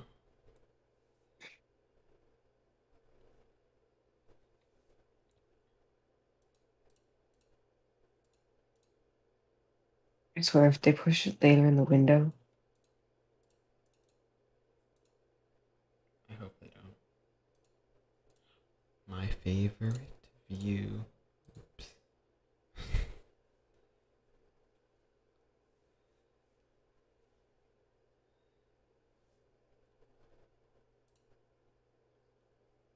The rocket is swaying a little bit. It is? If you look at the nose view, Oh, I see what you're seeing. It's like shuttle, twain, except not.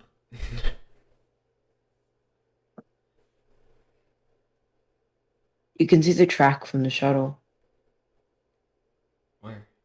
like Oh, from the shuttle loading structure. Or the rotating sort of structure. It's like right next to the thing. it's a cool little mark from shuttle.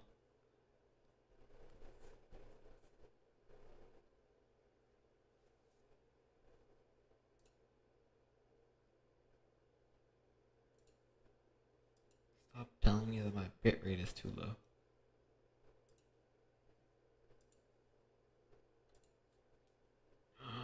That is a cool shot. We haven't seen that one today yet. Yeah.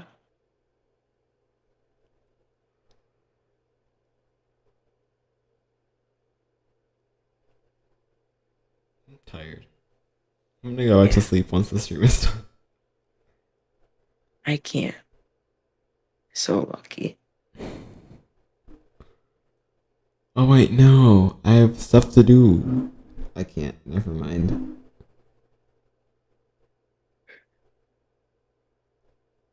Actually, if they push to the end of the launch window, I might not even be able to stream TLI. That's a big vent. I wonder how much they've vented off already. And it's wasted. Oh god. Look at the exposure. Just went up. On which stream? Oh, never mind. Starship Tower. They're 9A. I don't know why we're looking at this, but we are. Oh, the sun's probably gonna come up right in the middle.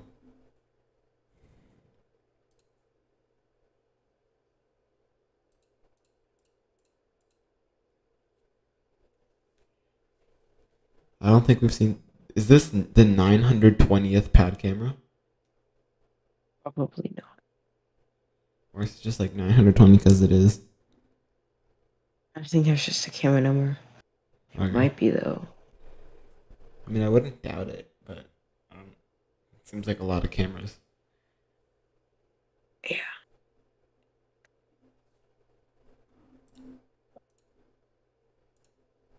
Oops, I keep going to that one.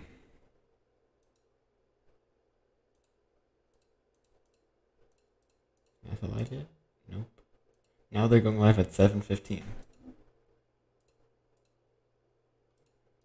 It's not looking good for NASA today. No.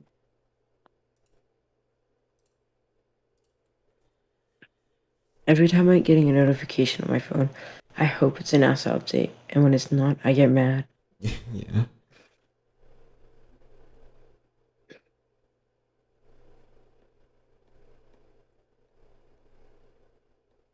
So now we are under 1 hour 30 minutes to the opening of the launch window. I'm not going to say 1 hour 30 minutes to launch because I'm starting to doubt that they're going to launch at 8:33 a.m. But They still might, but there's still a lot of stuff that needs to happen. yeah.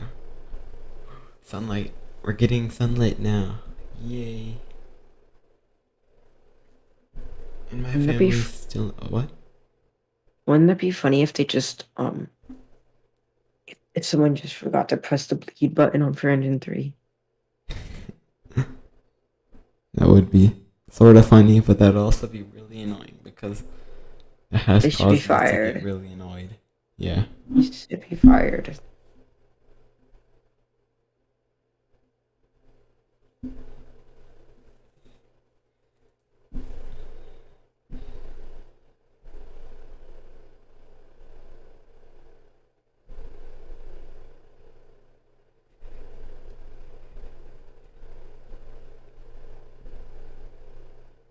I feel like it's taking forever. Yeah. I mean, we got on like 4 hours before the launch. What's Friday's launch window? Like what time? It opens I can tell you Can you the exact times. Give can you me find camera 917? um. You can see ULA's service structure, Oh yeah. 39A, and Um. The next available. The next one they're willing to take is on September 5th, Monday, September 5th. It opens at 5:12 p.m. and is 90 minutes long. And then, actually, no, but the next one's September 2nd at 12:48 p.m. and is 120 minutes long, like today. all right. They're zooming in. What are they going to show us now? Oh, they switched cameras. It's pretty, though. Oh, so apparent. Yeah, What? I'm here. So apparently they're figuring out next steps, the hydrogen team. Okay, so, seems good.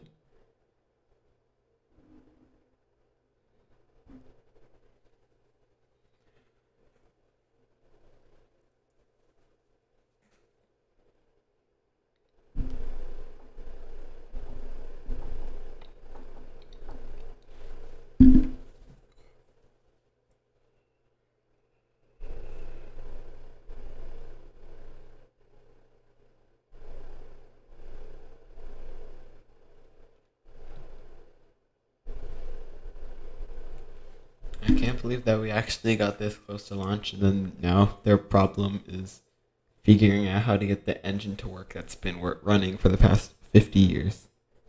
Yeah. By the fact that it's been running for the last 50 years. I mean, they should know how to run it. I don't know. I do not work for NASA. I wonder if the launch escape system is active or is it just like there? I wonder if they're going to activate it. I mean, they're gonna have to jettison it.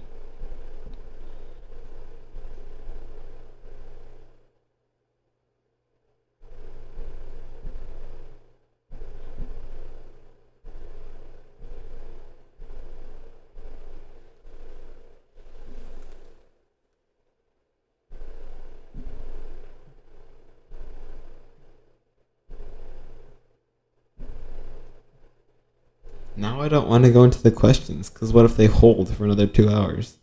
Then then that means we're at T minus 3 hours 25 minutes. Yeah. The question is, are they still counting? I think they are. I don't think the countdown clock has stopped. I can check other streams that maybe have other views.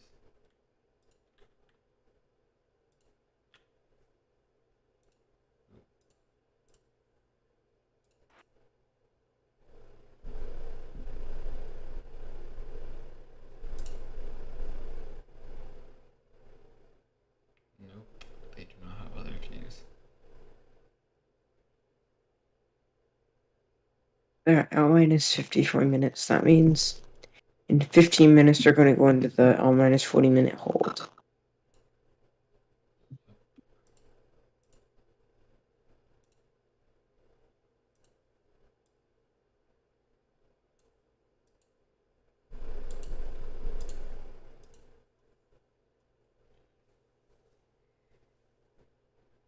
And look, you can see the heat from the flare stack radiating upward.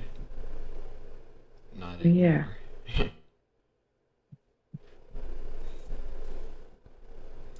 Does this stream have? Ooh, that's a pretty one. Is that this one? No. Is that this one? No. There. There's too many camera views. 5 minutes till Nelson is live. I think they're going to push it again. Yes, I do. Let's see if they push it. I'm gonna go to there.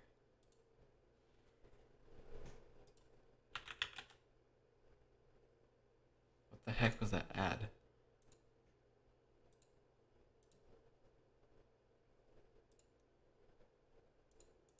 Think noodles.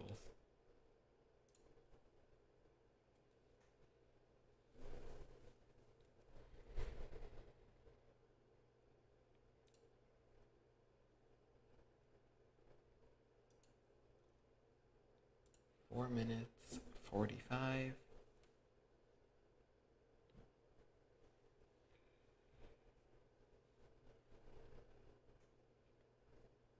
I wonder how you put that trailer there. What? I wonder how you put that trailer there. Yeah, me too. I want to because it's cool, but it seems I don't know. Almost 52 minutes and 23 seconds. Let's see if they push it or if they go live. 4 minutes and 5 seconds until the scheduled NASA stream starts.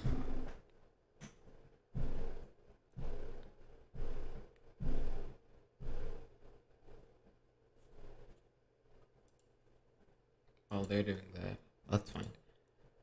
It's still counting. Look, there's the countdown clock. So you have a big red hold on it.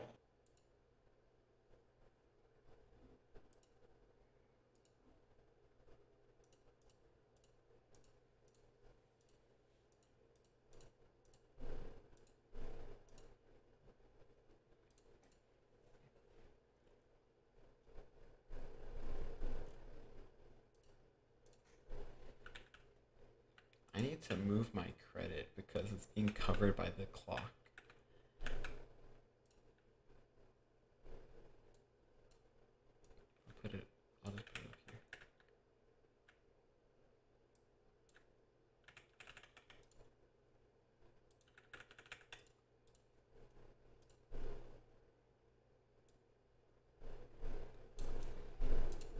Let's see if NASA actually commits to streaming. Because if they do, that is a very good sign.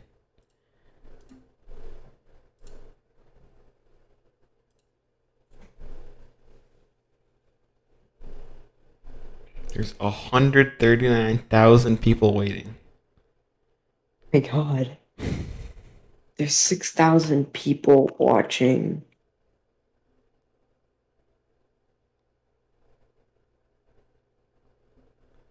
I'm surprised there's not more people wait. Oh, it just went up by 6,000. Mm-hmm.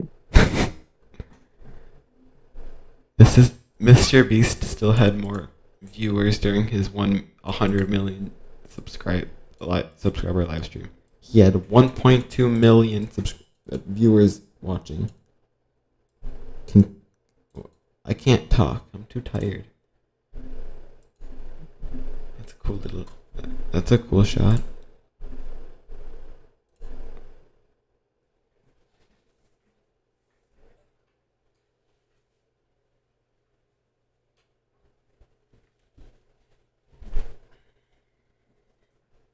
If SpaceX has issues, you don't really know No, because they don't tell you. They just sort of during scrub. launch. They just sort of like scrub. They're like, okay, we're scrubbed. See you tomorrow. What? No, I was saying what SpaceX says. They're just like, no, we're scrubbed. We'll see you tomorrow for the next launch attempt, and they just end the stream. Yeah. The only way you're able to know if Elon Musk actually posts anything. And it's always on Twitter. It's never like an actual confirmation like document. It's always just a tweet. It's like, oh yeah, we had an anomaly. It's like, oh yeah, engine 6 blew up.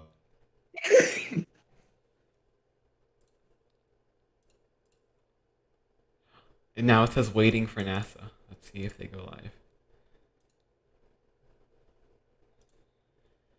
I think they should at least go live with no commentary. Yeah.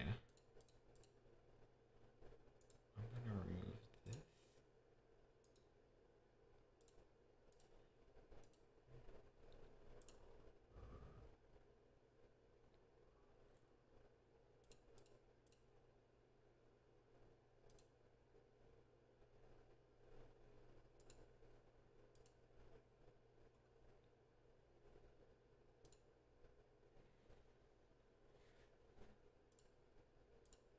Nope, they pushed it another 15 minutes.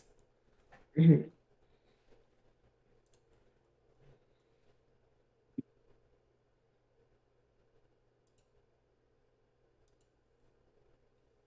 I'm mad. Why can't they just launch?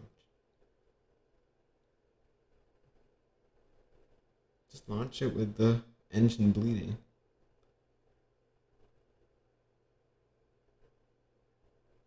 Engine not bleeding.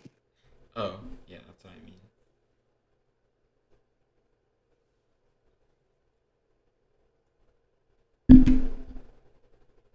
I wonder if my family's awake. I hear someone moving around downstairs.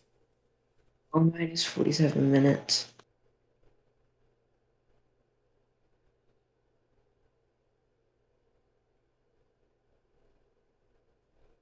How long is the hold? 30 minutes?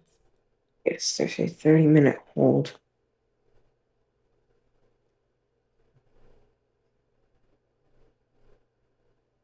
So I guess they're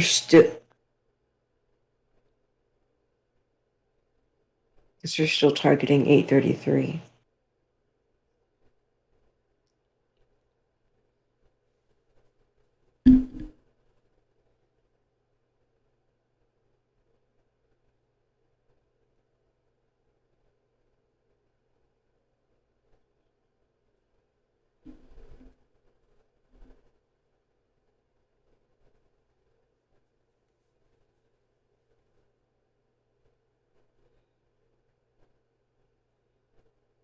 Um, I love rockets asking what's the difference between L minus and T minus. Can I answer? Sure. Um, so T minus is basically the count with built-in holds. So let's say, I think right now we're T minus 40 something minutes. No, So L minus is the one that is no holds built in. T minus is holds built in. yeah, so T minus is with the holds. So right now we're T minus 40 minutes, but L minus there are no holds. So for type launches with built-in holds, people tend to use L minus, which they just use the time to launch. So there's no holds built into the count that we're using right now. It is just L minus 1 hour, 15 minutes with the built-in hold. Ooh, RS-25s. But they're shiny. Yeah, Why they're are they? never shiny on shuttle. I know. I don't get why they're shiny. Maybe it's condensing. It's just water. SRBs.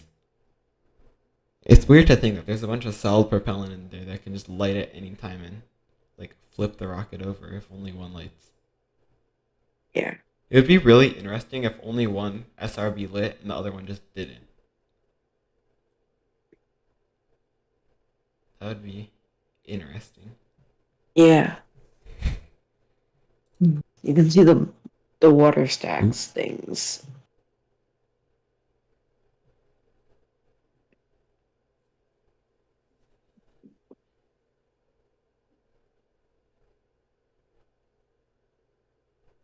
This is the purple camera view.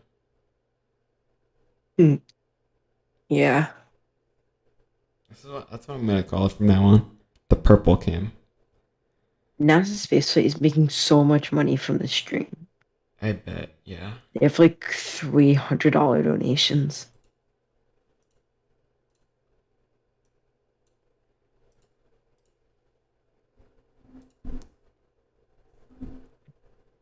€500, €50. I need to become a member. I have a member milestone chat that I still haven't used. Should use it now. What should I say? I don't I don't know what to say. know. Hi, SLS.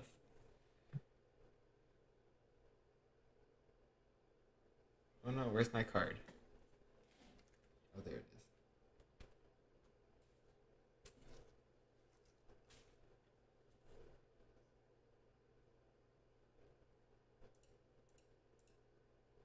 I'm gonna go see if my family's awake really quick. Because I hear whispering. You can keep the stream going really quick. Not sure what to say, but yeah, L minus 43 minutes.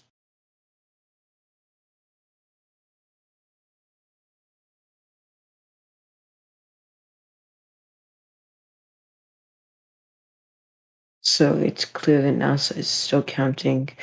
Um,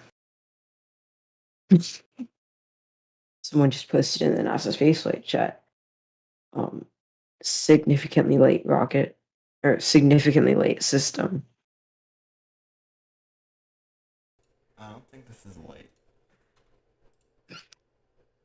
Significantly late system. Oh, late. I thought you said late. I was like, this is not very light.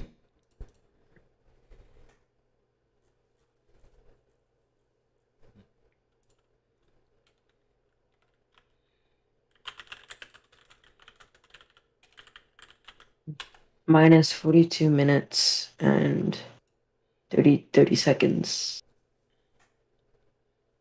I can see Chris Gebhardt. You can. Yeah. I don't see No, Chris not Gethard. on that. Like on the NASA stream, they're Oh, yeah, showing the the. stream.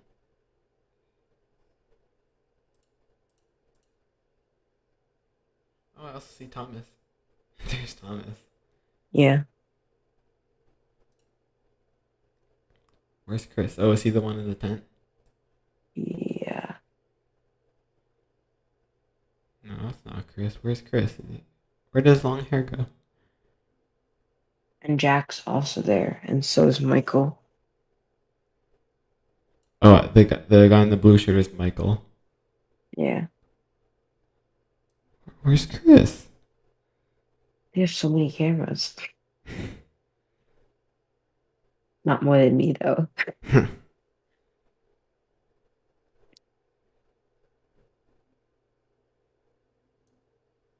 This is interesting watching them set up what they do.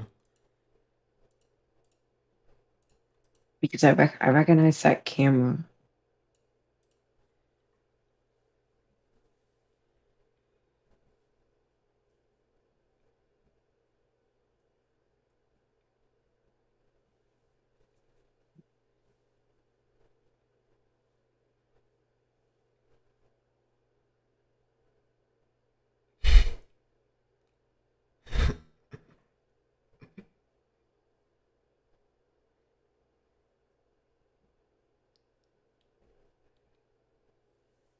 There, now they're back.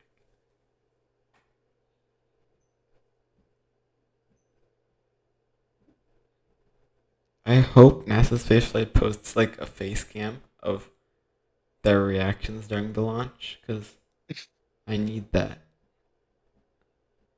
I don't see like Jack or anyone. They're probably up at the front giant line of cameras. Also, I remember what Jack was yesterday. Jack was waving at the camera from right next to the countdown. Surprise appearance. 2, Oh, 1, Jack. holding. Oh.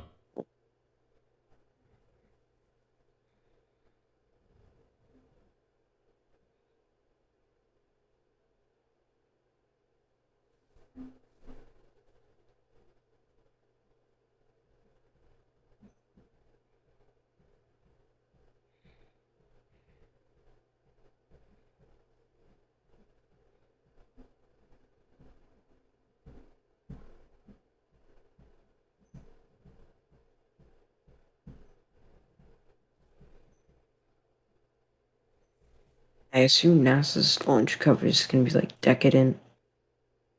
Yeah. It's still going for 7:30.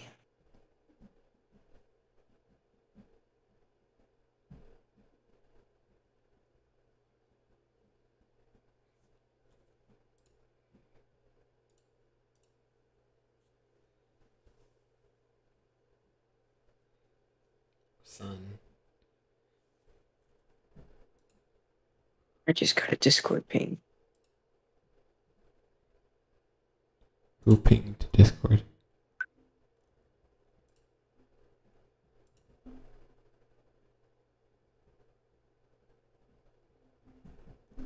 Oh, it was launch manifest. SLS Block 1, Artemis 1, hold.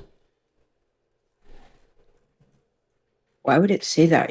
Because we already know it's gonna be in a hold. I think this is what the bot does when it does that.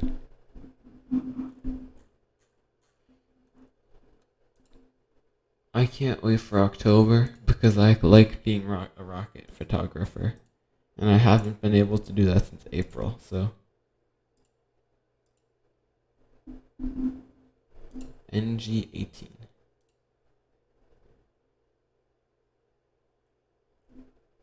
Are I you might gonna. be able to go, but my dad might be actually, I can't say that. Yeah. Whoopsies.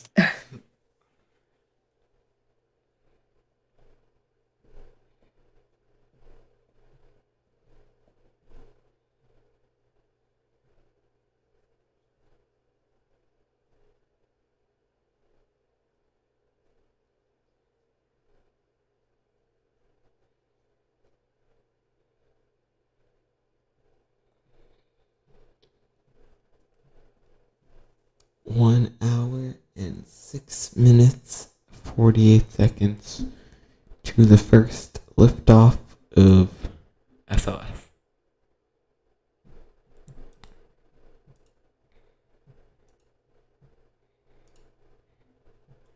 Let's hope NASA goes live. Hmm.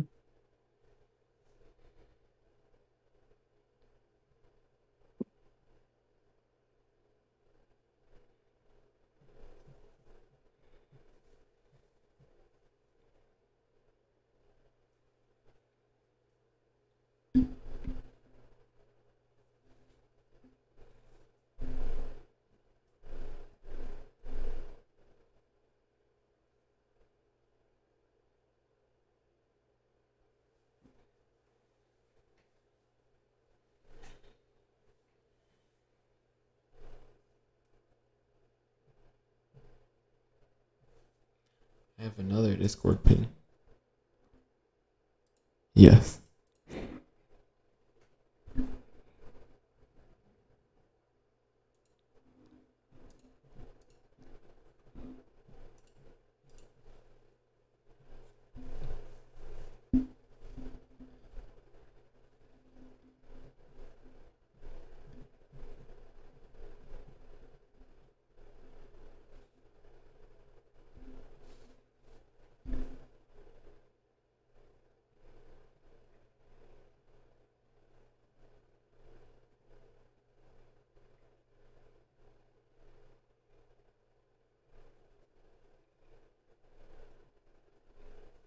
Okay, I think we can start talking about the topics again.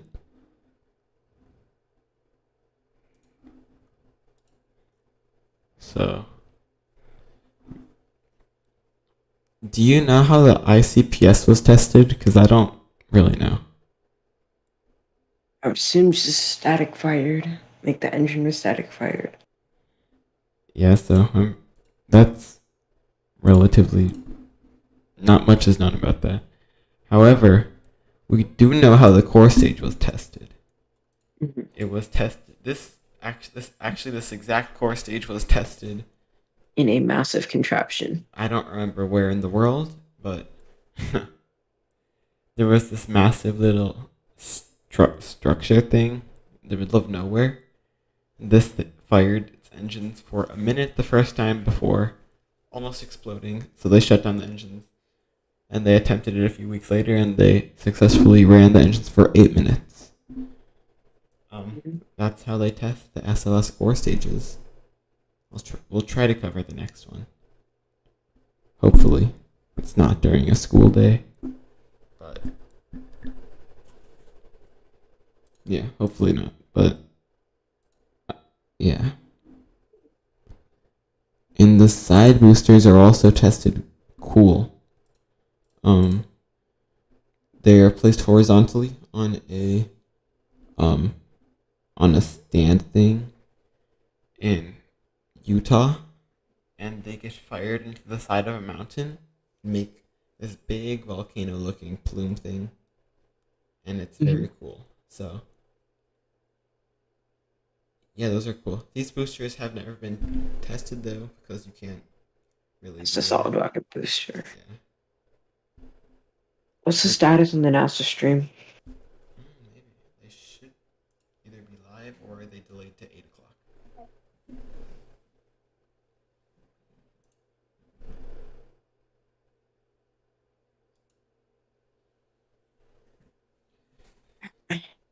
I'm debating whether to go get ready for school because I feel like if I do, it's gonna come out. It's gonna be.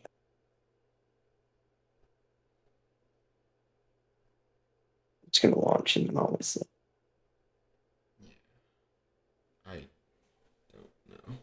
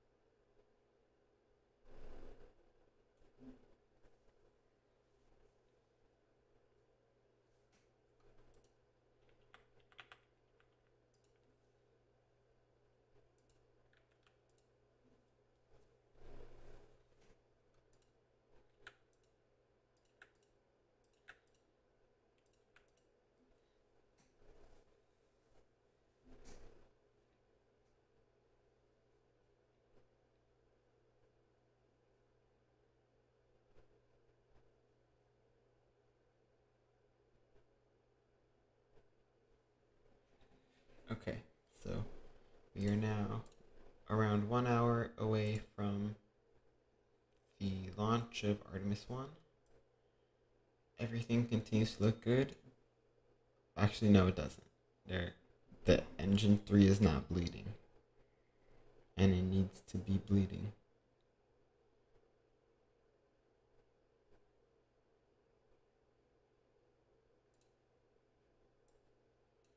Yeah, so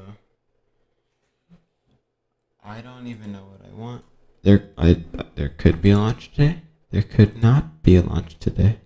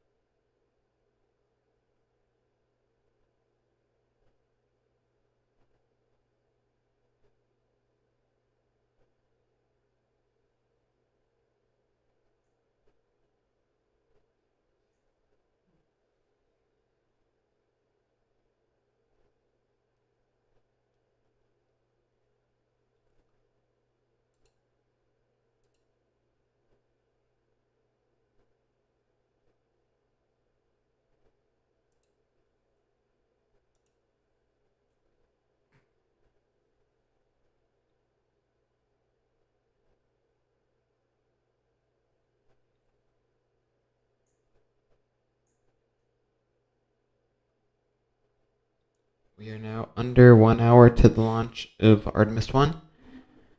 Um, there's still an issue with one of the engines. However, NASA is still targeting the launch at 8:33 a.m. Eastern Daylight Time.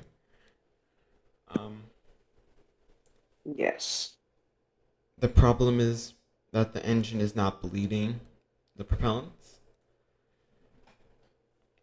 So hopefully they can fix that in a little bit before they have to get the countdown out of the hold.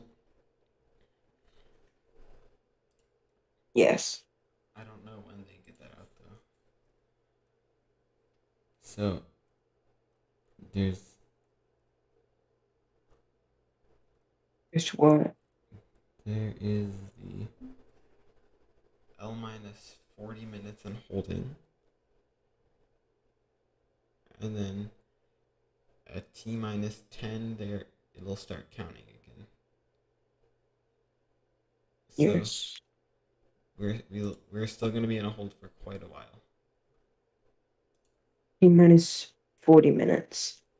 They'll come out of the holds about like 17 minutes. It's It's a big clock. of course, What?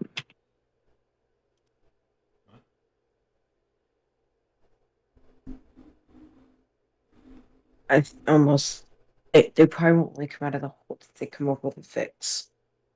Yeah, no. They'll stay in the hold until they resolve the issue with the RS-25.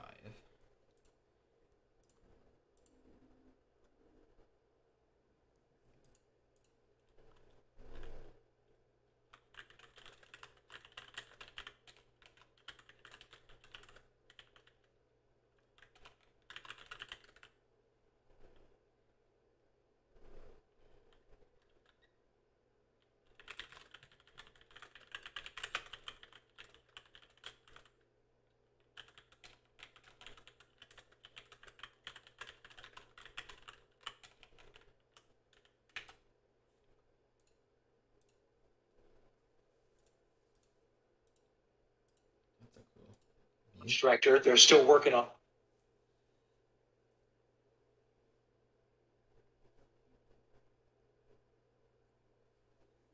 I'd be so mad if I sat here for 4 hours in delay.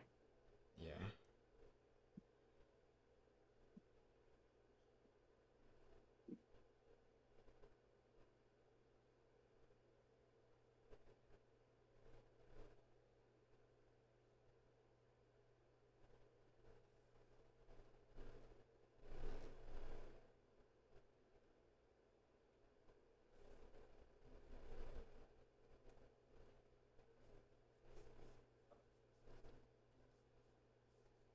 Do you hear that? No. Alright, good.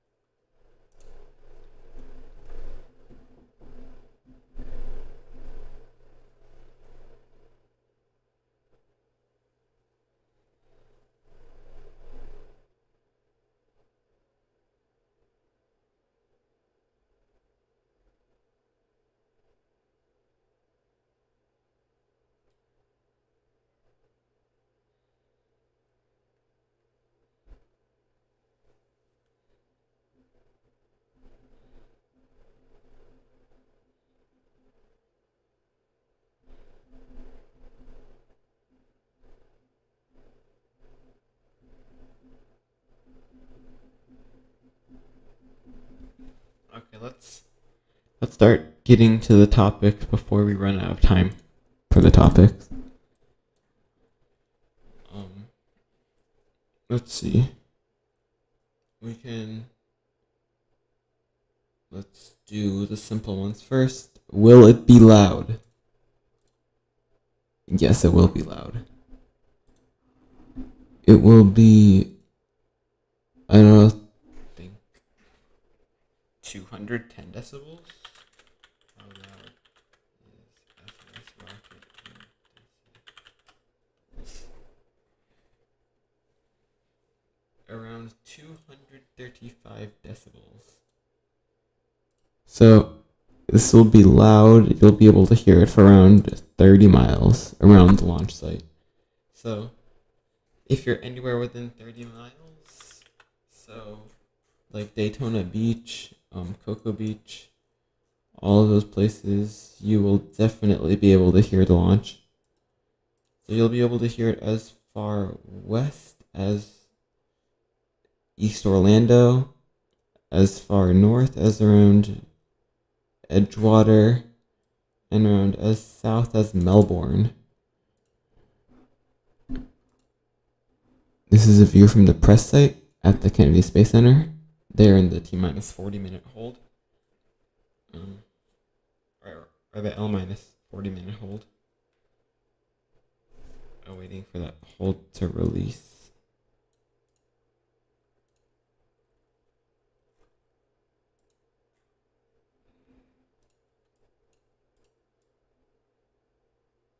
Oh, there's Chris.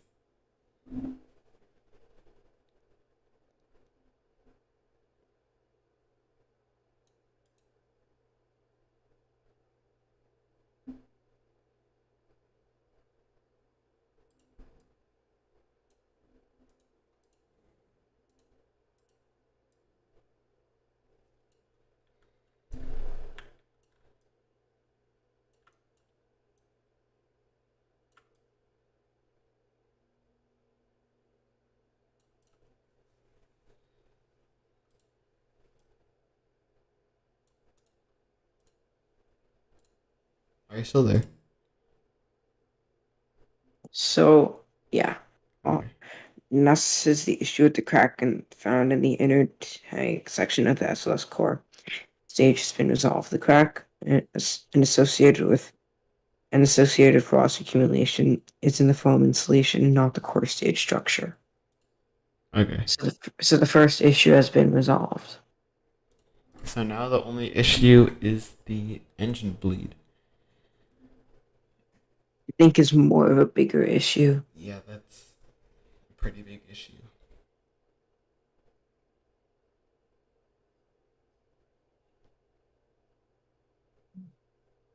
Look, you can see little tech in the Launch director, there's Hmm? you can see the little tech in the uh umbilical. Before it was further up, so it got blocked by the pipes. But now you can see all the little wires and Like stuff to go to the core stage's computer. yeah. I wonder how it's gonna do on re-entry over the Indian Ocean. Yeah. Are they planning to reuse these engines? Oh no, everything on this mission is gonna be expended, and we're And gonna just left to die in the sea? yeah, and we're gonna talk about the history that a lot of these parts have, and all the history that they're letting smash into the ocean. Yeah, there's like a entire like rocket graveyard off the coast of New Zealand. T T min T minus 10 minutes until we get out of the hold if everything goes to plan. Okay, 1 second. Which nothing is going to plan. Okay, I'll be right back. Alright.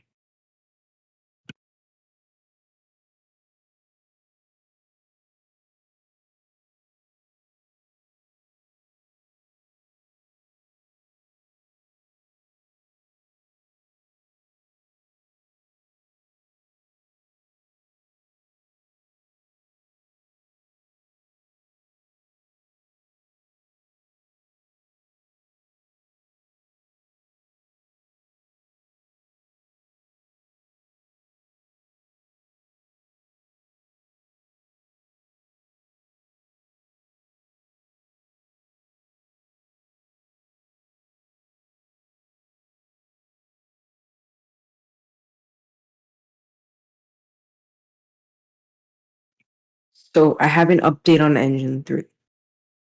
All on the engine 3 bleed is to proceed. They have closed the valves on 1, 2, and 4 and let the tank vent from 3 and forced to bleed that way, still holding at T minus 40 minutes. So that's good, I think. Yes. Okay, so that issue should be getting resolved shortly. I wonder if anyone's awake in my house. I really want to go check, but my door makes a loud sound because I don't know, there's something weird about it where it sticks to the wall and then when I open it, it goes pop. Yeah, okay. There's Chris Gephardt, Where? like and Thomas, if on the NASA stream. That's Spaceflight stream.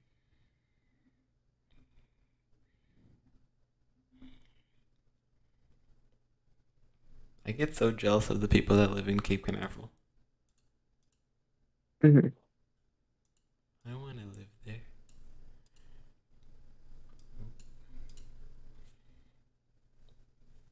Okay, I'm gonna go face my fears and peek out my door. I'll be right back.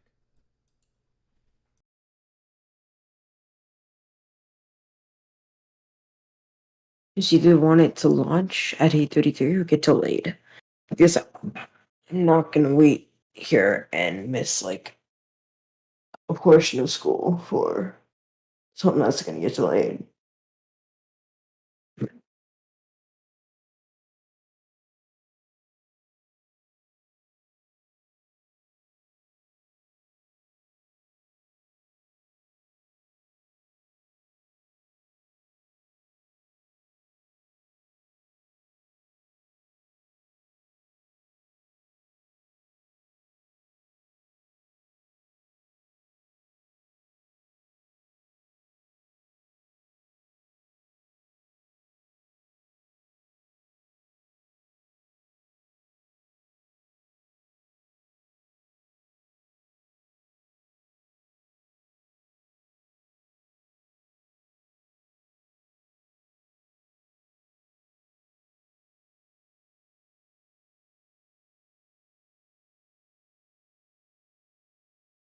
I do another topic.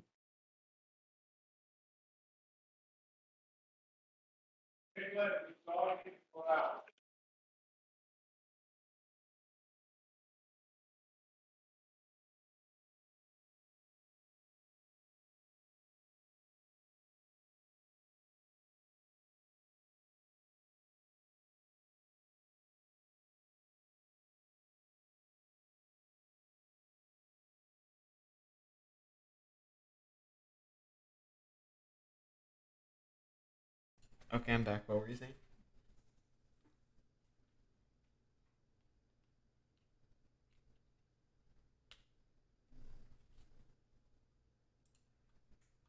Oh, okay. You can't hear him because he sent me something. He texted me. But he will be back shortly. But at the moment, it looks like NASA is on its way to resolve the bleed problem. Um, they stopped the engines 1, 2, and 4 from venting, and now it's being forced to come out of engine 3, which seemed to resolve it. So now it appears that all 4 engines are venting propellants nominally.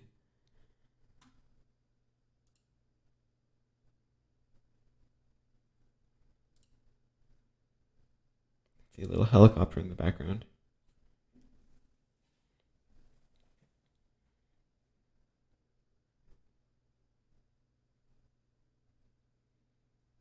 So right now we are T minus 44 minutes away from the launch of Artemis I. We should be coming out of that T minus 40-minute hold shortly.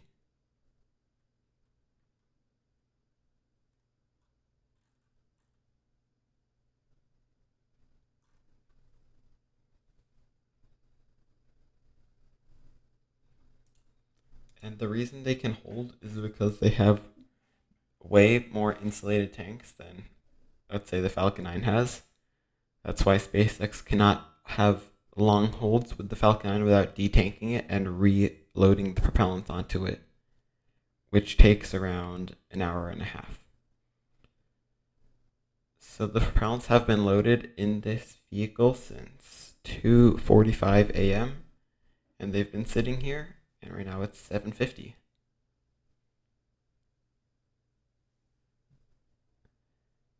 You can see some small venting coming from the vehicle.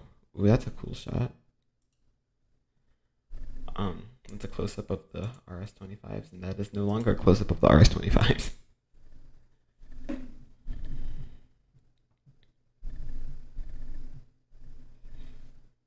Okay, let me get to a few topics. Actually, let me just repeat a few topics.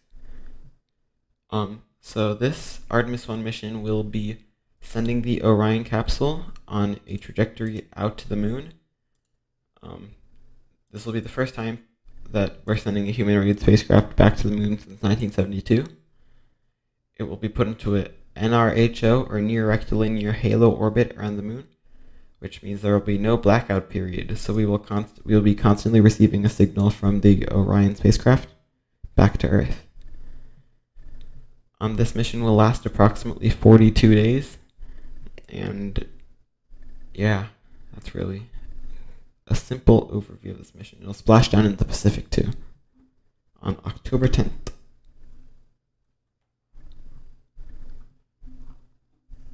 You will be able to hear this rocket for around 30 to 40 miles away. So on Google Maps, you can just, actually I'll do it. So you'll be able to hear it for around as north as Port Orange, as west as Orlando, and as south as Melbourne or Palm Bay. So you'll be able to hear this for a pretty good amount of time because of those two big solid rocket boosters.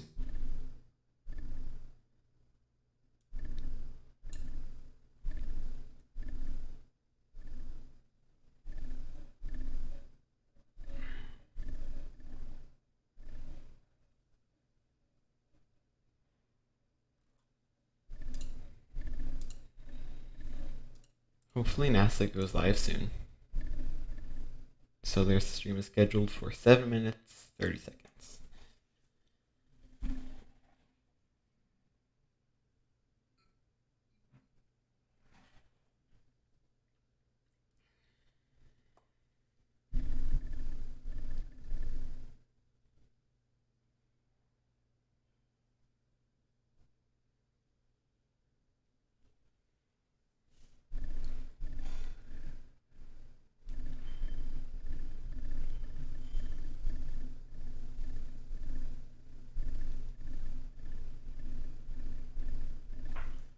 Second, I'm currently looking into the status of the mission.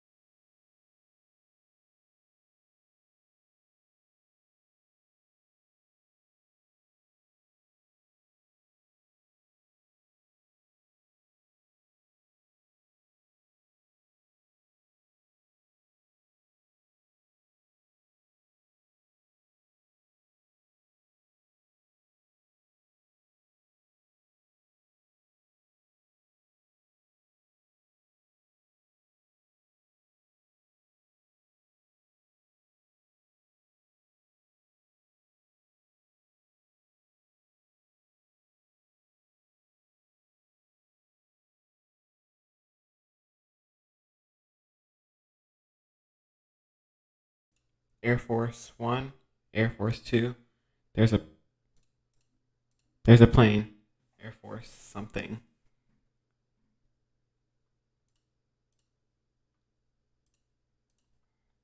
And touchdown. The plane has landed. There's Air Force One. I believe. It depends if the president's on board. That could be Air Force Two. I don't know. That's shuttle inspiration at the shuttle landing site. There is the president. Now slowing down in Air Force One.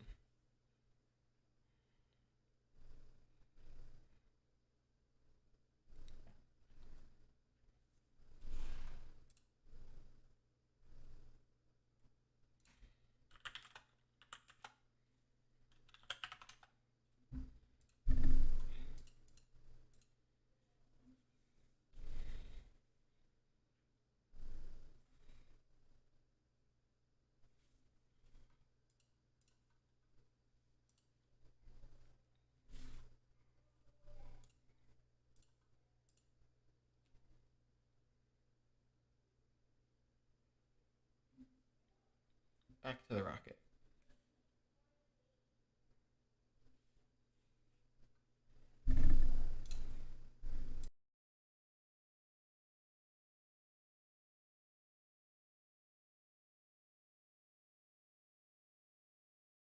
So now it's just me.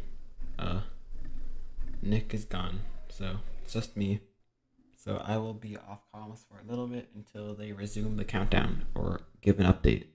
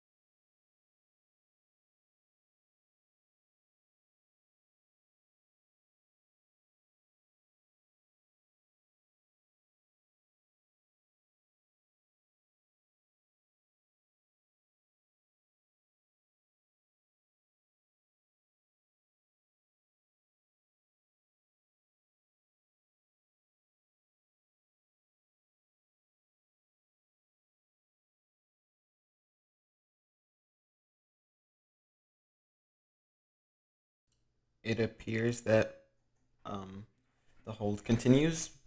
It is most likely going to be a scrub for today, but it is not known yet. NASA stream is still scheduled to go live at 9 a.m. today, so we are still standing by. Launch can happen as late as 10:30, 3 a.m. Eastern Daylight Time, so that we still have 2 hours remaining in the launch window. They are still able to launch if they fix the issue, but it will most likely not launch. But yeah,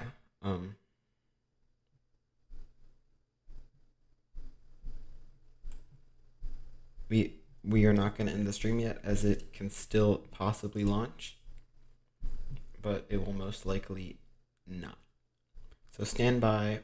I'll keep the streams running until we have confirmation of a scrub or of a launch attempt.